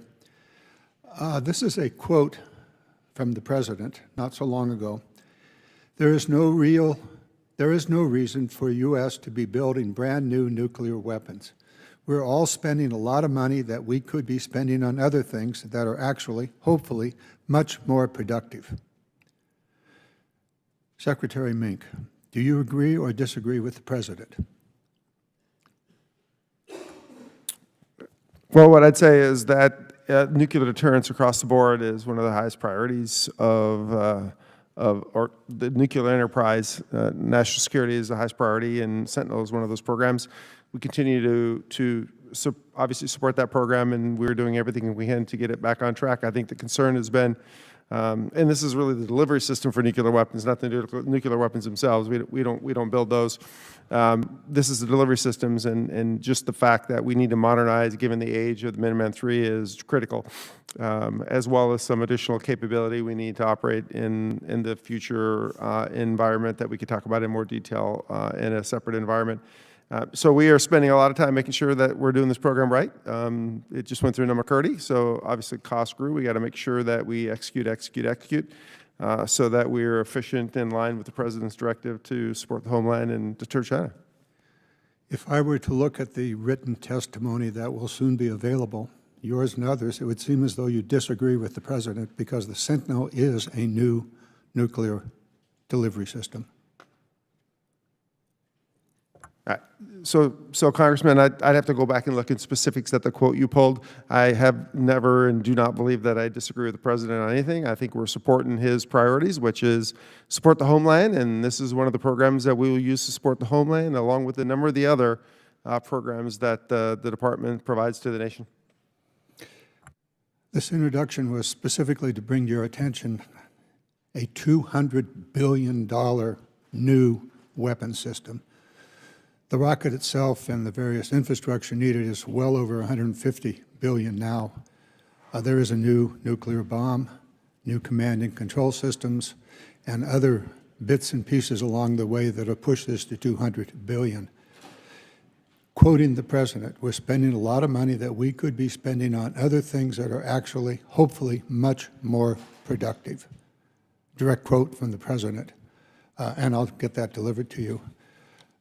Bottom line of this is that we have a third leg of the triad, the Minuteman III, which under the current plan for the Sentinel would require that the Minuteman III continue to be operative for at least another decade, at which time the first Sentinel would be available to begin the replacement process.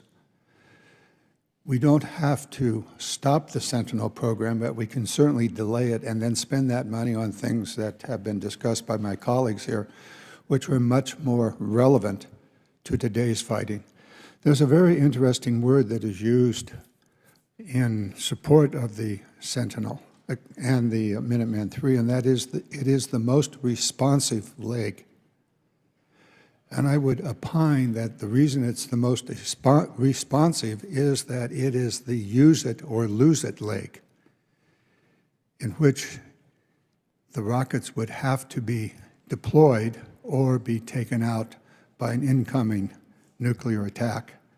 However, there are other very responsive ones. The B-21, for example, at something less than $1 billion a copy. Let's just assume it's 150 billion. How many B-21s could you have that are clearly responsive? Congressman, I'm not going to try to do that math in my head. I would say that Somewhere about 150. the Sentinel program is designed to be actually a very survivable system. And Gentleman's I'm not time's sure expired. Chair now recognizes the gentleman from Texas, Mr. Fallon. Thank you, Mr. Chairman. Thank you to the witnesses. What I want to talk to you, General Elvin, about is recruiting. We had the posturing on the Army, and literally when the Secretary of the Army mentioned that they had hit their goals, I cheered, and other members of this committee did, because we were in a crisis mode year over year. It's one thing to miss your recruiting goals in a given year, but when you're doing it year over year, 3, 4, 5 in a row, then it gets to be crisis. So if you could talk to us a little bit about where we are with recruiting with the Air Force, why you think it turned around. What I would also encourage you to do, and the Secretary as well, is let's find out the reasons. Everybody has their suppositions and maybe expectations as to why, but I'd really like to figure out why people are now joining so we can then replicate it and continue on, if you could expound. Thank you very much, and I'm going to be very brief because I could go on for an hour with you. Maybe I'll come in and see you afterwards. I would say, first of all, I love the way you characterize it, crisis versus a challenge. The Air Force only had 1 year we didn't make it. Okay. We've only had 1 year that we didn't meet our recruiting goals. Since then we have. We think it's a combination of several things. The COVID hangover where we couldn't get our folks into the schools and start getting the Americans excited about joining the United States Air Force. We also had certain maybe outdated policies. We also had this sort of mix-in of the new medical system by which you evaluated people's ability to join, and that caused some bottlenecks in the time between when you got the contact, or as the Marines say, contact to contract. That sort of mucked up that for a little while. All those things came together, but fundamentally, we think it's several things. It's also a unifying focus, focusing on the threat, focusing on the warrior ethos. All of these things come together. And as we do that, we want to ensure, to your point, Congressman, to your point, we want to ensure the things that we are doing different. We want to track in a longitudinal study format to see year over year, are those the recruits, the ones that are staying, the ones that are performing? So we're doing that analysis. We are confident with good shoe leather, good IT support for our recruiting, it'll continue to get more contacts out there, and that's the key. In general, roughly, what's the number when you talk Air Guard, Reserve, and Active on a year-over-year basis? What are we looking at? Well, roughly. On the active side, we look for about 31,000. Okay. It was the goal for our enlisted recruiting. And on the Guard side, it's closer to, I want to make sure I got it right. Guard and Reserve total? Well, on the Guard side, I think it's 6,000, and the Reserve is 4,000. I will get you the Okay, so numbers roughly specifically. 40. Okay, thank you.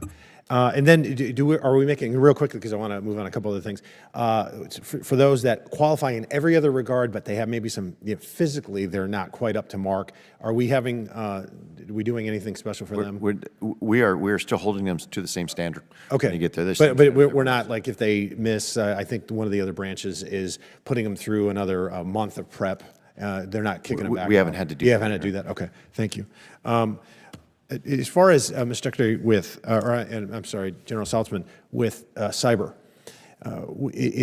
tomorrow is going to be more important than it is today, and furthermore, how are we attracting folks to serve in cyber, because it is set with specificity, and maybe not just with the military, maybe on the civilian side, and how are we training them, and how are we retaining them, and then what can we do in Congress to give you the tools to get these very critical people in the future, today and in the future? We've had a lot of luck with recruiting. There's a lot of interest in coming in and learning cyber techniques and cyber capabilities in the military, and we're taking advantage of that, certainly. We rely on the Air Force training pipeline to train our enlisted cadre with regards to cyber, and we're almost uniquely, wholly committed to cyber mission defense, meaning we're not protecting our unclassified networks, our administrative networks. We're focused on just the weapon systems and those mission networks. So we have a smaller cyber force dedicated to just that mission network protection. But the point you raised about can we keep them in and keep them retained, we are doing everything we can to make sure they stay on the leading edge of cyber defense technology, working with industry, deploying some of our Guardian cyber people into industry to learn the techniques there and then come back and deliver to us. So we're trying to do as much as we can to keep the education at a high level. And if we have to, in Congress, provide any monies for specific scholarships. Just let us know, Mr. Secretary, what we can do in that regard, because it is so critical moving forward. And with my last 20 seconds, I want to say, Mr. Secretary, welcome. You were the right man at the right time in the right place for the right job, and it's great to have you here. Thank you. You have 11 more seconds. No. Thank you very much. Chairman, I yield back.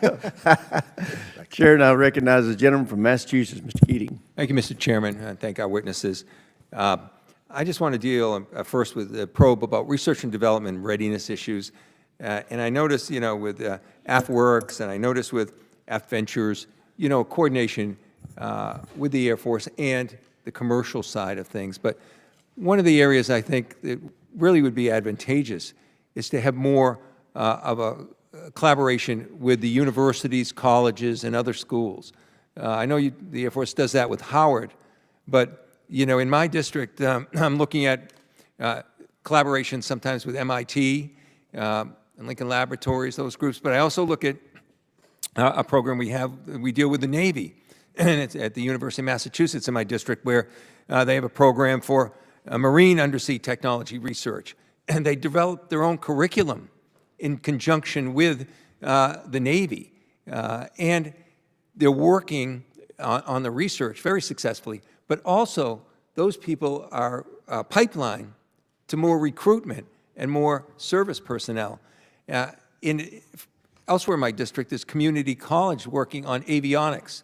The Cape Cod Community College has a program on avionics training, and they have avionics maintenance technician licenses that come out of it, avionics electronic technology, technicians licenses on it. And there's a waiting list to participate in this.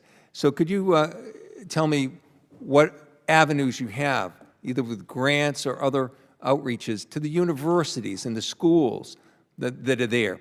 Bridgewater State University, my district, has a pilot training program.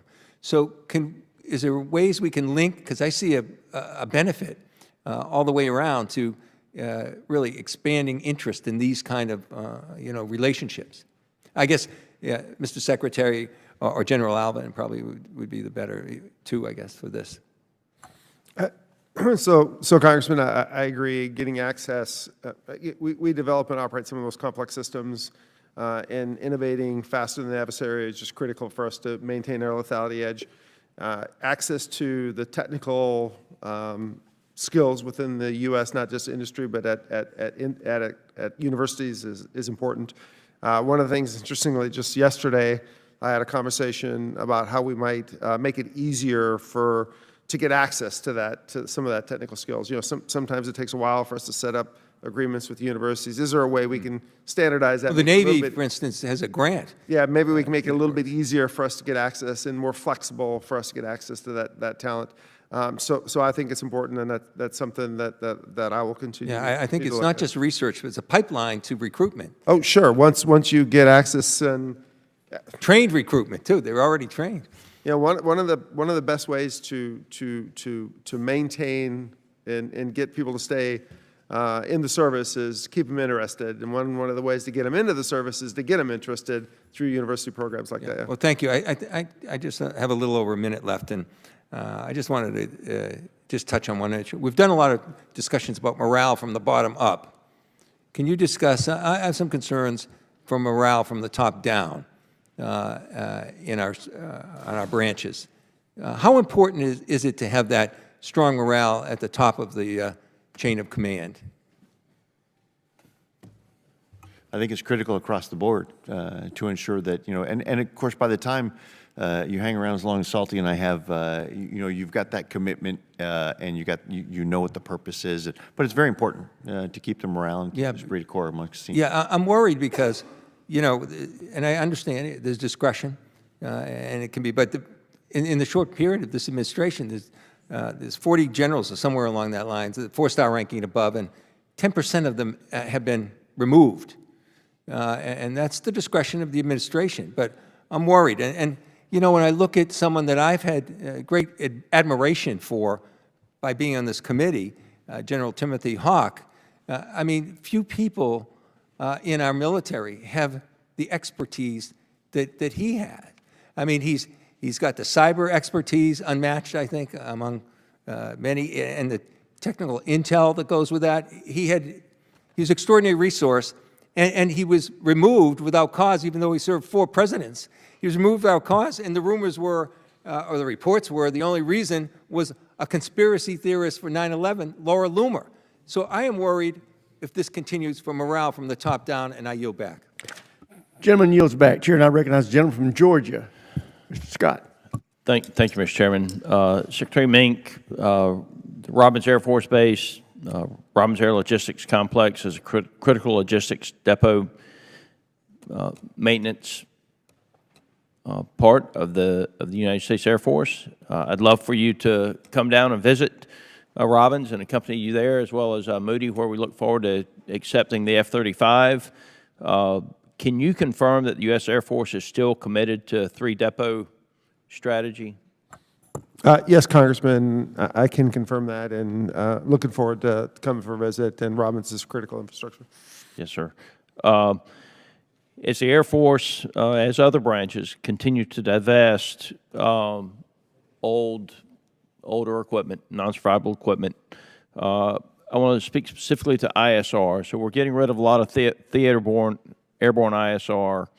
How are you going to handle the demand for the ISR services that the combatant commanders need? How are we going to task that with the drawdowns? Hey, Congressman, that's always, you ask any combatant commander, they're always looking for more theater ISR. And they say ISR, when you think about it, intelligence is an outcome, SNR, you know, surveillance and reconnaissance is a mission. They really want that situational awareness to help them make decisions. That's what it is. Historically, it's come through platforms. And so that's what they say, I need the theater ISR. They really need some of those decision support mechanisms. And so as we move from some of that that's been manned to some of that that's been unmanned, some of that's been an airborne layer, now some of that's going to go to space. Some of it has been evolving with open source intelligence fusion. So I think we need to be creative about understanding what is the capability you need rather than the platform you need. And as they do desire the platforms in any one domain or another, then we're going to have to manage those scarce resources as we evolve to those things that we've used in the past because we've had more permissive environments to those things that will be survivable in the most contested environment. I agree with you on that. I would also tell you, though, that we have the Western Hemisphere. We have large areas of Africa that we do have systems that are capable of operating in those areas, and we're drawing down those systems in the belief that we're going to have other systems. And I do worry that we draw down faster than we put up. And when it comes to carrying out the mission, we're collecting a tremendous amount of data in the new platforms. That data has to be processed and turned into information to carry out the mission on the ground. And so there are a lot of steps there, and we have to get every one of them right, because any missing link, you know, causes a problem for, you know, the troops that are carrying out the mission on the ground. One last question, the training ranges. This was brought up during the confirmation hearing of General Kane. He highlighted how the training ranges are inadequate to prepare both air and space forces for our modern adversaries. How do you intend to better incorporate low-cost electronic warfare targets and decoys to better replicate near-peer adversaries? Thank you, Congressman. I can let General Saltzman speak to the space side. But on the air side, obviously, the Nevada Test and Training Range and J-Park out up in Alaska and in the Pacific are the primary ones that we want to ensure we're paced for the high-end threat. To the extent that we can bring up the other ranges, we will do so. But you made the right point, which these threat emitters are the ones that can replicate better than they have been able to do in the past to get better training on those ranges. Those low and mid-cost threat emitters are the key. And as we do that, we also need to look into the procurement of those emitters, just like we're doing everything else. Think about open systems, modular architecture that allows us to take new technologies as a new characterization of threats changes, that we need to be able to adapt so the emitters that we have today aren't obsolete tomorrow. So those are the answer. You hit the answer. Getting more of those emitters, putting them on the ranges, and being able to exercise them is going to be the key going forward. And that's our path. General Saltzman, briefly. Yes, only sir. 30 seconds. I would just add to that that we're investing heavily in digital ranges to make sure that the operators have the threat replication to practice their tactics. But we're also looking at on-orbit capabilities, both for live test as well as training, to make sure we get live data to better build the models that go into our digital ranges. Gentlemen, thank you. Gentleman yields back. Chair, and I recognize the gentleman from California, Mr. Carbajal. Thank you, Mr. Chair, and thank you to all the witnesses for being here today and your service. General Saltzman, as you know, the increased launch cadence at Vandenberg, which is in my district, has caused noise disturbance as the cadence of launches has increased. The number of constituent complaints have grown. Space is critical to our national security, and I'm one of the biggest supporters in Congress. But we need to get buy-in from the surrounding bases. The leadership at Vandenberg has been extremely helpful, I must say, in working with me and my team to find solutions, like changing launch windows and trajectories when possible to minimize sonic boom impacts to area residents. So I wanted to thank you for that. General Saltzman, do you think additional studies on sonic booms from launch would help us better understand how to minimize their impact on nearby communities? Well, thank you for your support, Congressman. It's good to see you. I think absolutely having data that we can assess based on the new environmental conditions with the launch tempo, the fog alone changes the acoustics out there on the point, as you know. So collecting that data, which we are actively doing, and then building modeling and simulation software to ingest that data and help us determine exactly how we might be able to best mitigate those circumstances is what we're pursuing. But we're doing that hand in glove with community outreach, because we want to make sure we understand precisely what the issues are and where those issues are being seen as part of the data collection, and we want to be as transparent as we can with the local community because they're so important to us. Thank you. I also appreciate you putting sound monitors throughout the Central Coast to make sure that we get it as best and as right as possible in mitigating the noise. So thank you again. So far through NSSL, only SpaceX is certified to launch out of both the eastern and western ranges. ULA has had to give up 2 of its previously won launches out of Vandenberg because it lacks certification on the West Coast. Blue Origin can't even compete for launches from Vandenberg because they don't yet have a West Coast launch pad. If NSSL launches out of the Western Range can only be provided by one company, then we don't really have competition, do we? The Space Force can create an environment for competition, but we still need providers to compete seriously. General Saltzman, will you say it is a national security risk to only have one NSSL provider certified to launch out of the Western Range? And what can the Space Force do to ensure we have all our Lane 2 launch providers operational on both coasts? Assured access to space requires that kind of resiliency. That's industrial-based resiliency as well as geographic resiliency and different rocket systems so that a problem in one doesn't create an assured access problem for us. So I agree with you. We are working quickly, and there is a pathway to getting ULA certification on the Western Range. And I just was out there and I listened to the leadership team talk about their long-term infrastructure plan to add additional launch complex capabilities to allow for other entrants to have the launch complexes they need as well. So long-term plan, those aren't quick, but we do have a plan in place to do that. Thank you. Well, the quicker the better. General Saltzman, are there plans to make TAC SRT a program of record? If not, why? Because it's heavily reliant on commercial services. And so I don't want to take it on as a program of record where it's organically done by us, because I think we would miss out on the innovation we get through the commercial imagery providers. And so TAC SRT, the benefit of it is that we only pay for what we need when we need it, and we allow the commercial industry to innovate as quickly as possible. I just need the money to bolster the marketplace so there's a continued demand signal for that commercial imagery. Thank you. And my last question may not get to an answer, But General Saltzman, can you speak to the Space Force's commitment to the TAC-RS initiative, particularly how it plans to continue to support responsive space maneuvering for orbital warfare and space surveillance? Yes, sir. Tactically responsive space is a key element of what we're trying to do, and we're committed to getting it better and more robust as we go forward. Thank you very much, Mr. Chairman. I yield back. Thank the gentleman from California. Chair, now recognize the gentleman from Indiana, Mr. Mismer. Thank you, Mr. Chairman, and thank you, witnesses, for being here today. General Saltzman, during an interview earlier this year, you stated that the Golden Dome would need a layered approach, with the Space Force playing a central role in this new initiative. How significant is a contribution of Space Force have from a space-based interceptor and space-based radar perspective?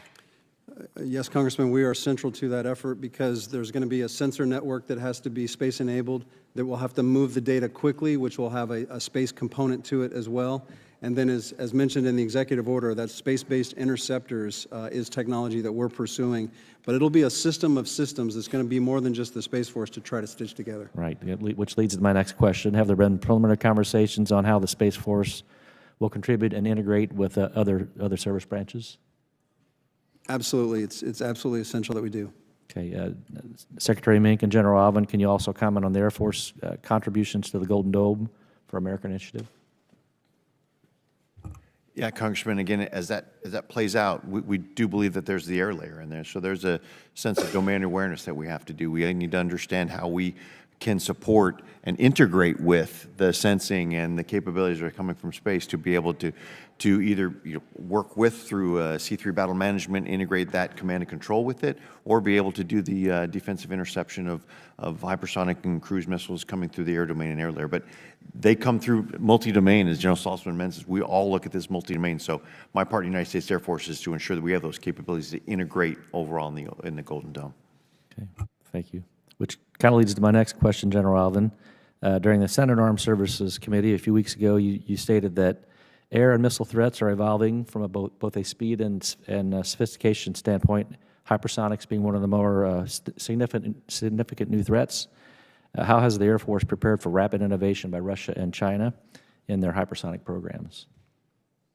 Yeah, so defending against hypersonics, and then there's creating our own hypersonics. I think you're alluding to the defense against hypersonics. This becomes more and more challenging, and we find that it's one of those, it's not just an Air Force-only problem. It is a joint force problem. Anytime you have fixed defenses or things that could be the target of those sort of hypersonics capabilities, ballistic or cruise missiles, this is a overall joint force challenge. And so we are looking at anything from the kinetic effectors to directed energy to the non-kinetic, understanding that these are threats we need to have a layered approach to, and the further out you can get after them, the better. And if you can actually get after them to where as they're seeking their target, so through their long-range kill chain, you can interrupt that, we're looking at that as well. So we're trying to make sure that we aren't just fighting them from a point defense area, we're trying to fight them from as far away as possible. Further left of boom as possible, right? There you go. And does that obviously involves combining ground and satellite sensor systems? Absolutely, multi-domain, as General Saltzman has said many times. Okay, thank you. Secretary Mink, the Air Force's ability to project power through global strike and rapid mobility is critical. How is the Air Force integrating directed energy systems into its airlift and aerial refueling programs to protect these assets from drone threats during high-intensity conflicts? I believe what I can say at this level is that we are looking at directed energy across the spectrum for both protection and defense and offense. Okay, thank you. Secretary Mink, when President Trump recently spoke at Michigan's Selfridge Air National Guard Base, he stated that the United States Air Force will likely invest in the Guard to reinstate fighter wings. In my district, in the 8th District of Indiana, the 181st Fighter Wing transitioned in 2008 to the 181st Intelligence Wing. Bringing fighter capability back to Indiana is a priority of me and my district. What can Congress do to assist the Air Force in expediting the process of re-implementing fighter capabilities to former fighter wings? Let me take a start at it and then hand over to General Alvin for additional comments. So the biggest thing is support us in the production of the aircraft. as we both grow all the way across from the F&EXs to the 35s, F-47 going forward. The more airplanes we have, which is what we need, the more opportunity there is. General Alvin, other comments? Absolutely. It's about the funding, and quite frankly, when we're looking at the overall capabilities, we sort of do need to squint into the future and long range and say the capacity as far as physical assets in the Air Force is going to be different in the future from what it is right now. So just trying to regurgitate to make sure we have capabilities at the same number of installations that we have before, I think is something we're going to need to be very careful about. We're so proud of what Indiana has done in the transition to that wing. I think it's very important. So it's an overall force structure where cyber and intel are gaining in importance. We want to make sure we just don't recreate what we had before. Gentleman's time's expired. Chair, and I recognize the gentleman from Missouri, Mr. Bell. First, I want to express my disappointment with the chair for recognizing North Carolina barbecue and not St. Louis and even Kansas City. General Saltzman, General Alvin, thank you for being here today and for your continued service to our nation. I also want to join my colleagues in congratulating you, Mr. Secretary, on your recent confirmation to the role. And I also want to recognize the service members sitting behind you. Thank you for your service as well. I'm proud to represent St. Louis, a region that plays a critical role in our national security.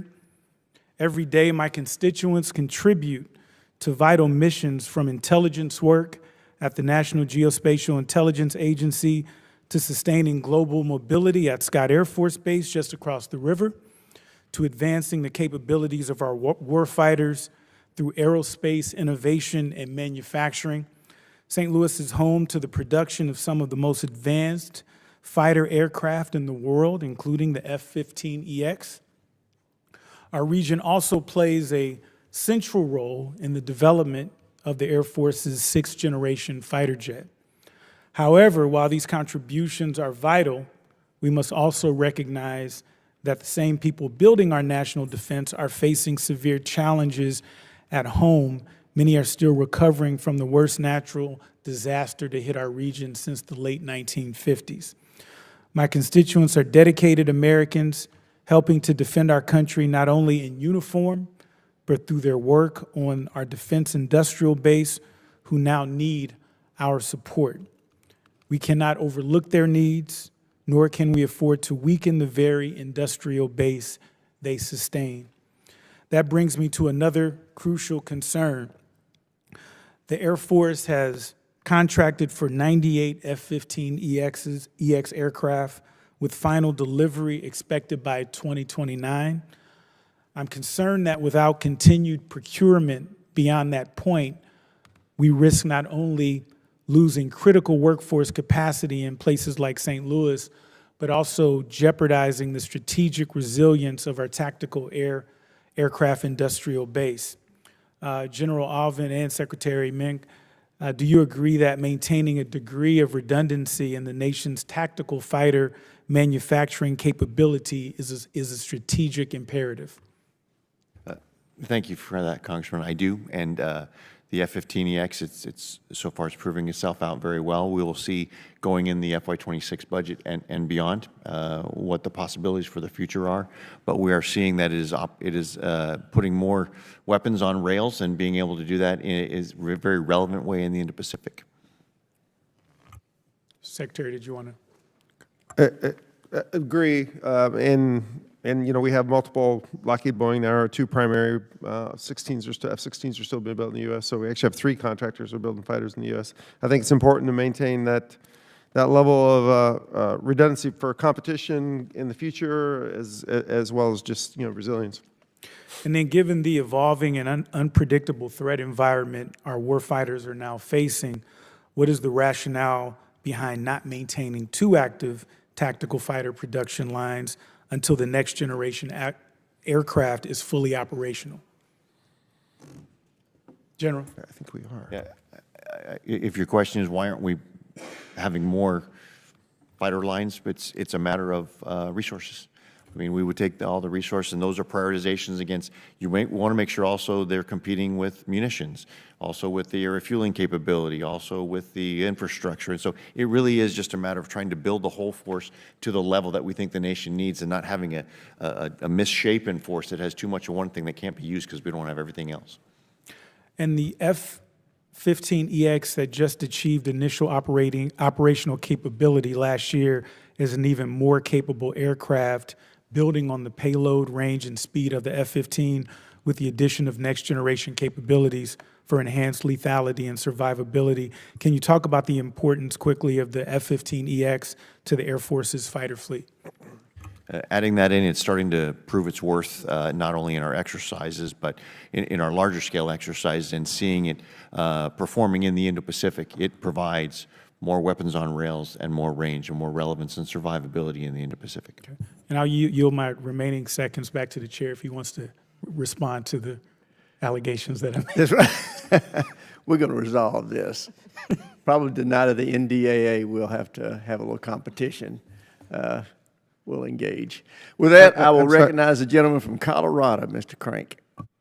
Thank you, Mr. Chairman. Colorado has nothing to offer in regards to barbecue, by the way. Secretary Mink, I hope you'll agree with me that the #1 priority of the federal government is our national security, and that the first question our military leaders must consider when making major decisions is how it could affect defense on the homeland. With that in mind, and cognizant of the growing space-based threat from China and from Russia, to your knowledge, has the location of U.S. Space Command headquarters at Peterson Space Force Base caused the Air Force to need to withhold or suboptimize any support to the command in any way that has undermined readiness? And I'll ask for a little help from General Saltzman here as well, but with respect to the current Space Command location, we've been supporting them to the full level required for them to get to FOC. As you're aware, I'm sure there's restrictions with respect to MILCOM, but we are supporting them for readiness at this point. Yes, Congressman, we have not seen any drops in readiness as a result of the location. Okay. And as you may know, Mr. Secretary, Section 2889 of the fiscal year 2024 NDAA blocked the Department of Defense from constructing a new headquarters for Space Command at Peterson Space Force Base until the DoD IG and the GAO released their reports on the 2023 basing decision, led by the Secretary of the Air Force, that found Colorado Springs to be the best home for Space Command. The DoD IG report has been released, revealing the alarming loss of capability and personnel that would result if Space Command was moved from Peterson. And the GAO report finally came out last week, highlighting the unique benefits to the command that the close proximity to Northern Command allows. The GAO report also says that Space Command is struggling to meet its staffing needs due to uncertainty regarding the command's final location, and this is delaying the command's ability to build long-term institutional knowledge. The result is clear. The most effective home for Space Command is Peterson Space Force Base in Colorado Springs, and it's essential the issue is put to rest once and for all, so Space Command and the men and women who work there can put their full focus on one goal: defending the nation. Secretary Mink, now that the conditions of Section 2889 have been satisfied, is it your understanding that the planning and design of a permanent headquarters building for Space Command at Peterson will resume immediately? So, Mr. Congressman, we are in the process of reviewing the report, the final report out of the GAO. I would defer questions on the final decision for location of Space Command to White House Legislative Affairs. Okay, thank you. General Saltzman, any comments? Nothing to add, thank you. Okay, thank you. Very quickly, in the FY 2025 NDAA, Congress required the Department of the Air Force to submit a report to Congress on how it intends to better coordinate emerging space activities, such as spacecraft reentry recoveries at DoD test ranges with other federal agencies like the FAA. The report was originally due on January 31st of this year. The Air Force then delayed delivery of the report to March 31st, then to May 31st, And then last week, it was delayed again to August 31st. Meanwhile, U.S. commercial reentry operators are seeking out and currently utilizing reentry landing sites in other countries, such as Australia. I know this all took place before you were sworn in, Mr. Secretary, but it's frustrating that we'll not have this report until after the committee drafts and marks up this year's NDAA. Mr. Secretary, I'd like to respectfully ask for your commitment that this report will be delivered to the committee no later than August 31st, and that it will contain a description of the factors leading to its delay. I'd also appreciate a briefing on the report as soon as possible. Yeah, I'll commit to getting that to you as soon as possible. I have to go back and check on the status, and I'll let you know one way or another. Thank you, Mr. Secretary. Thank you for your service, and congratulations on your confirmation. Yes. I yield back. Gentleman yields back. Chair, and I recognize the gentlelady from Hawaii, Ms. Takuda. Thank you, Mr. Chair. Mr. Secretary, in 2004, the Air Force completed a full environmental impact statement for the closure of Johnston Atoll following decades of nuclear testing and chemical weapons storage. That exit process took years and involved extensive interagency and stakeholder coordination. Now, as the Air Force moves to reactivate the site for the Rocket Cargo Vanguard program, we're seeing far less rigor. An environmental assessment promised for public comment in April is now delayed until the fall. And from what we're hearing back home, the process feels very rushed, risky, and dismissive of ecological and community concerns, especially given that Johnston is a national wildlife refuge. Coming from Hawaii, I fully recognize the strategic importance of this project to advancing forward logistics and sustainment in the Indo-Pacific, but that being said, if a full EIS was necessary just to close the site, why isn't one being done now to reopen it, especially given the ecological sensitivity, the long-term risks, and the growing public concern around Johnston? Congresswoman, we continue to value safety not only for the people in the military, but the communities. I'm not that familiar with that particular issue, but I will make sure I go check on it and get back to you on why we're not doing additional activities there. I don't know, General Alvin, if you have any. Well, I can definitely tell you that there's concern that at least an EIS is not being done and the EA is delayed. I would also suggest then, as you further review this, given SpaceX's role in this project, we would love the Air Force, in fact, we would like the Air Force to factor in the company's environmental track record, particularly incidences like those at Boca Chica, where wastewater discharge violations were confirmed by the EPA when evaluating the environmental risks in this assessment. Are you familiar with the fact that SpaceX is involved in this project and they've had past environmental issues and concerns in other areas where they're stationed? I'm aware of the operations of SpaceX in that area in the past. I am not fully aware of the environmental impacts, but I will take it for the record. Okay. Again, in looking at this environmental assessment and perhaps why a full EIS should be required, considering the partners involved have been in violation of various discharge regulations, I would suggest that. I raised this, though, issue as part of a larger conversation unfolding across Hawaii. As you know, we're in the middle of land lease renewal negotiations ahead of the 2029 deadline. And just recently, the Hawaii Board of Land and Natural Resources rejected the Army's EIS for Pakuloa training area and will soon consider Army training lands on Oahu. In Hawaii, environmental stewardship matters. Respect for our natural resources, the waters that surround us, the ecosystems that connect us, and how the military across all branches handles sensitivity towards environmental and cultural issues shapes how our community views your presence and your partnerships, especially in the Pacific where our lands and waters are all seen as connected and one. All of this matter. So while the Army may be at the center of those land lease debates today, the Air Force actions on Johnston Atoll, which Native Hawaiians call Kalama, are part of that same equation as to how this will proceed successfully or unsuccessfully going towards 2029. And I think we all want to find a sustainable path forward, but one that respects, recognizes, and embraces and protects our host culture, our natural resources, and our ecosystems. So I look forward to your response to that when you are prepared. Wanted to move now to NOAA and our capacity, given that we are currently and officially in hurricane season. NOAA is forecasting a 60% higher chance above normal year for experiencing a hurricane. This is especially high stakes for Hawaii and other coastal communities. The Air Force and NOAA have a vital partnership through Hurricane Hunter flights, which collects life-saving data to support storm forecasting, evacuation planning, disaster response. But a recent GAO report found that both agencies are struggling to meet growing demand due to aircraft maintenance issues, staffing shortage, and poor coordination. It's now further compounded by the fact that there was a decision to slash NOAA's budget, lay off 2 of its 8 flight directors and an engineer, reducing its mission capacity by over 25%.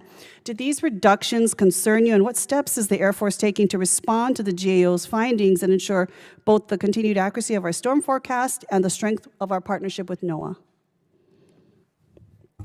I certainly can't speak to the impact with respect to NOAA, but I can tell you that our performance from the Hurricane Hunters and all those who gear up every year for this is they are preparing and certainly looking to put their best foot forward in whatever Mother Nature brings. But I don't have a sense really of how the impact. Are you aware of the GAO report? I have not read it. Okay, if you could please, I've run out of time. If you could look at the report and respond how you will be addressing those shortages in addition to NOAA's 25+% cuts. Gentlelady's time's expired. Chair now recognizes the gentleman from Arizona, Mr. Amadei. Thank you, Mr. Chairman. Now, I have the honor of representing Arizona's 8th Congressional District. I am the only member of our delegation on the House Armed Services Committee. And right next to my district is Luke Air Force Base, home to the world's largest fighter wing. Elsewhere in the state, we have Davis-Monthan Air Force Base, a KC-135 refueler wing in Phoenix, and the Barry Goldwater Range. Now, the Air Force is of huge importance to Arizona. But my first question is to you, General Alvin. It was good to have that phone call with you earlier this year, and I know you have deep roots in Arizona and Pine Top. And it's pretty rare to meet somebody from Pine Top, Arizona. But General, I'm concerned about what I've heard. While I agree that we have too many flag officers and too much blow, I received confirmation recently that Luke Air Force Base is being downgraded. Have you heard of that? Yeah, we're certainly considering that in the context of the geo reduction and the reorganization for our Air Force, yeah. So has any decision been made yet? It hasn't become final, but it's certainly in our planning horizon. Okay, I just have concerns with it because Luke Air Force Base trains 75% of the world's F-35 pilots, and I know image and stature matter with our foreign partners quite substantially, and it's important to keep a unified command behind a one-star general at Luke Air Force Base. But if you have an assessment, can you send that over to us for the ramifications of Luke Air Force Base for the downgrade, potential downgrade? Sure, we can put an assessment together for you. I think to your point about the value of Luke Air Force Base, that is undeniable. But I think more so than stature, our foreign partners look at the quality, and the quality is there in the instructor pilots and all of that. I'm not sure that a general officer versus a colonel leading that is as important as a quality of training, that when you're trained by the best in the world, that's how you aspire to be the best in the world. So we're never going to let that slip at all, because that is what the real value of Luke Air Force Base is in the instruction, I think. Of course, but it's also being led by a one-star general this whole time. So I just worry that a downgrade, I don't want to see it affect our training mission over there. But hopefully we can arrange a meeting with you and the Secretary with the Arizona delegation to talk about this further as well. And I have another question, I believe for you, General Alvin. As you know, Arizona is home to the massive Barry Goldwater Range, and used by the Marines and the Air Force, and our Fort Huachuca as the Army's premier test bed for unmanned systems. And now, no single post, base, or range can enable the testing across the expanse of kill chains. Yet we can link these different domains together to simulate island chain warfare, even within the American Southwest. So how do we better connect all the airspace, land area, and signal spectrum owned by different branches and think bigger and broader about joint capabilities rather than just within the service silos? It's a great point, Congressman. It's about collaboration, coordination. We're getting there. We're doing that. We're seeing that. Of course, as you know, the ranges were, because of Arizona's unique sort of topography and geography, those were great things for each service. But right now, to your point, we can stitch them together and we can replicate something that really can't be replicated in many other areas of our United States, and that is sort of a long-range kill chain scenario. So we are working with the FAA, and we're coming to the sort of the final throes of a negotiation to be able to do that on a more periodic basis and sort of more routinize it. But right now, we have been stitching them together to do these in exercises like Bamboo Eagle. It's a unique opportunity in a place so close to the West Coast that we are continuing to work with the FAA to make sure that's something we do more often. But it's just coordination and collaboration amongst all services. We can all see value in it. Very good. And congratulations, Mr. Secretary, for your recent confirmation. And with that, I yield back. Gentleman yields back. Chair, and I recognize the gentleman from Virginia, Mr. Vindman. Thank you, Mr. Chair. Thank you to the witnesses for coming today. General Saltzman, General Alvin, great to see you again. And Mr. Secretary, congratulations on your confirmation. I have 3 military installations in my district, about 25 miles from where we sit right now. Dahlgren is a Navy base, but it houses the 19th Delta, and I was privileged to go down there and observe the unique and critical skills and frankly, the integral role they play in national defense. And so I just want to mention that they're, I was truly impressed by the work they do there. I want to turn my attention to Operation Spiderweb, which revealed how adversary military or terrorists could coordinate mass drone swarms, electronic jamming, and long-range precision strikes to paralyze U.S. strategic bombers, power projection capabilities before even a single shot is fired. It's really, if you think about it, a poor man's Air Force. In fact, these drones exhibit the same characteristics and advantages as an air component does. So Secretary Meinke, General Alvin, General Saltzman, I'm going to open this to all 3 of you. What specific investments or shifts in doctrine are the Air Force and Space Force making to detect, disrupt, and survive this kind of integrated domain attack? I'll start and then have General Alvin jump in. We talked a little about before. I think you need to both look at the offensive and the defensive side of this equation. And the Ukraine attack demonstrated both, right? It demonstrated what you can do with a pretty innovative approach to utilizing UAVs at scale, but also the challenges if you don't defend against it. Right, so both of them are of interest to the Department of the Air Force, and we are investing on both sides. As we discussed before, you know, there is more than just the technical aspect of building systems to defend against UASs. It's really a whole government requirement. It's almost easier to defend some of our bases overseas than they are in the U.S. just because some of the restrictions and the air traffic that surrounds our bases and how careful we have to be. So you have to really look at both the technology side on the defense, on the technology side, and then on the whole government approach to getting the proper authorities so that you can operate and actually protect your bases against something like that. On the offensive side of the house, we're looking closely at that as well. If I could leave it at that and let the generals also pop in here. Yeah, I associate with what the Secretary said, and of course, as we've had conversations all through this hearing about this, this is an area where we're taking note. I would maybe adjust the characterization of a poor man's Air Force. It does do some things to the air domain, to be able to do it at scale, to be able to do it across all geographies, to be able to do it in different areas. Contestation is a little bit different. But the wake-up call is we've already been awakened to this, but it is showing that maybe our high-value assets, there's different ways we need to look at defending those. These are not just Air Force issues. These are joint issues as well. And that's what makes it a poor man's Air Force versus the Air Force that we Real have. Air Force, right. General Saltzman, anything to add on that? Well, just real quickly, it's the asymmetric attack that was most disturbing, I think. And one of the ways I'm thinking about that is as we put together a network of networks, that increases the surface area for attack. And so we have to make sure that from a cyber perspective, we're looking at the vulnerabilities, where the shortfalls are, where somebody might have inroads into our systems. You don't have to attack space capabilities on orbit. You can attack it in the networks. And so we're looking at cyber mission defense as a key attribute. Thank you for that. So what I'm concerned about is that, I mean, I don't think we have really good deterrence against these types of threats, both from terrorists or from nation states, because we're not going to, if we have our bases attacked and we lose billions and billions of dollars in strategic assets, we're not going to drop WMDs or anything like that. We're going to have to respond conventionally. And if they have these capabilities and we've already been degraded, I just feel like we're in danger of losing deterrence in this regard. And especially if we think about the fact that they're killing the archer, not the arrow, that is a critical approach. And Mr. Chairman, if I may, given the nature of this threat and how far behind we are, I'd suggest we go as far as creating a select committee to address the revolution in drone warfare, both in the offense and defense. We know the regulatory issues associated here. There are statutory issues. There are multiple committees in the House that this has overlapping jurisdiction and industrial areas. And the costs, if we fail in this regard, are just too large to imagine, I think.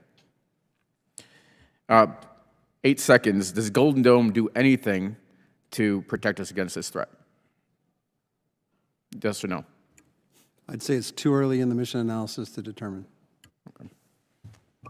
Gentleman's time's expired. Chair now recognizes the gentleman from Michigan, General Bergman. Thank you, Mr. Chairman, and welcome to the fight, Mr. Secretary. General Alvin, nice to hear you use the phrase warrior ethos. Warriors don't leave warriors behind, no matter whether it's in basic training, in the fight, in housing. And General Saltzman, great to see you. I got good news and bad news. So let's start with the bad news. The Air Force is, I believe, way behind in fulfilling its obligation at Wurtsmith Air Force Base in Oscoda, Michigan. Subject is PFAS. There's been a lot of promises made over the years, and despite years of testing and monitoring the PFAS levels in the groundwater, like Van Etten Lake, which is right next to it, still sits at literally tens of thousands of times above the EPA and Michigan safety standards. So given the persistent and severe PFAS contamination, too many syllables for Marine,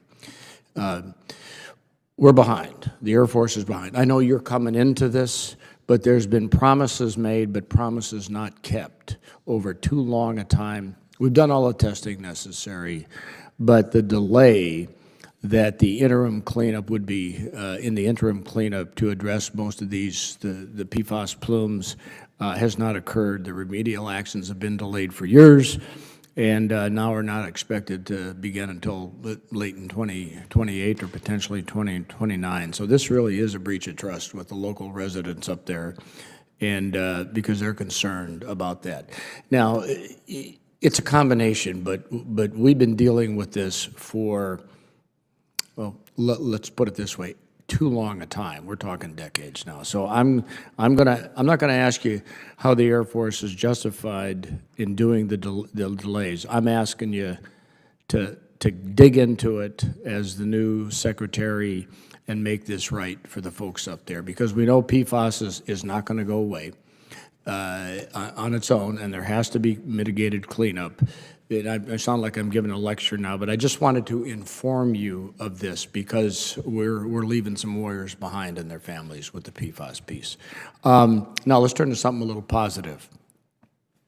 Selfridge Air National Guard Base is now slated to get F-15EXs. In fact, I did literally a personal drive tour at the base a couple of days ago because I still have my retired military ID, and I can just go on the base, and they didn't even know I was there, which is great because then nobody was trying to show me what they wanted me to see and not what I wanted to see. The point is, Selfridge is a base that, given its proximity to the Great Lakes and the training ranges that we have, the capabilities that are there right now, currently the A-10s that are being phased out. By the way, there was a flight of 2 taken off when I pulled in, and they were landing as I left. So it was really kind of interesting that, the powers that be gave me a free air show there, the A-10s, as they leave. But the challenge is the EXs are coming, the A-10s are leaving. We don't want to accidentally create a gap where the people who do the maintenance and all the technical capabilities, that we don't lose readiness because of that.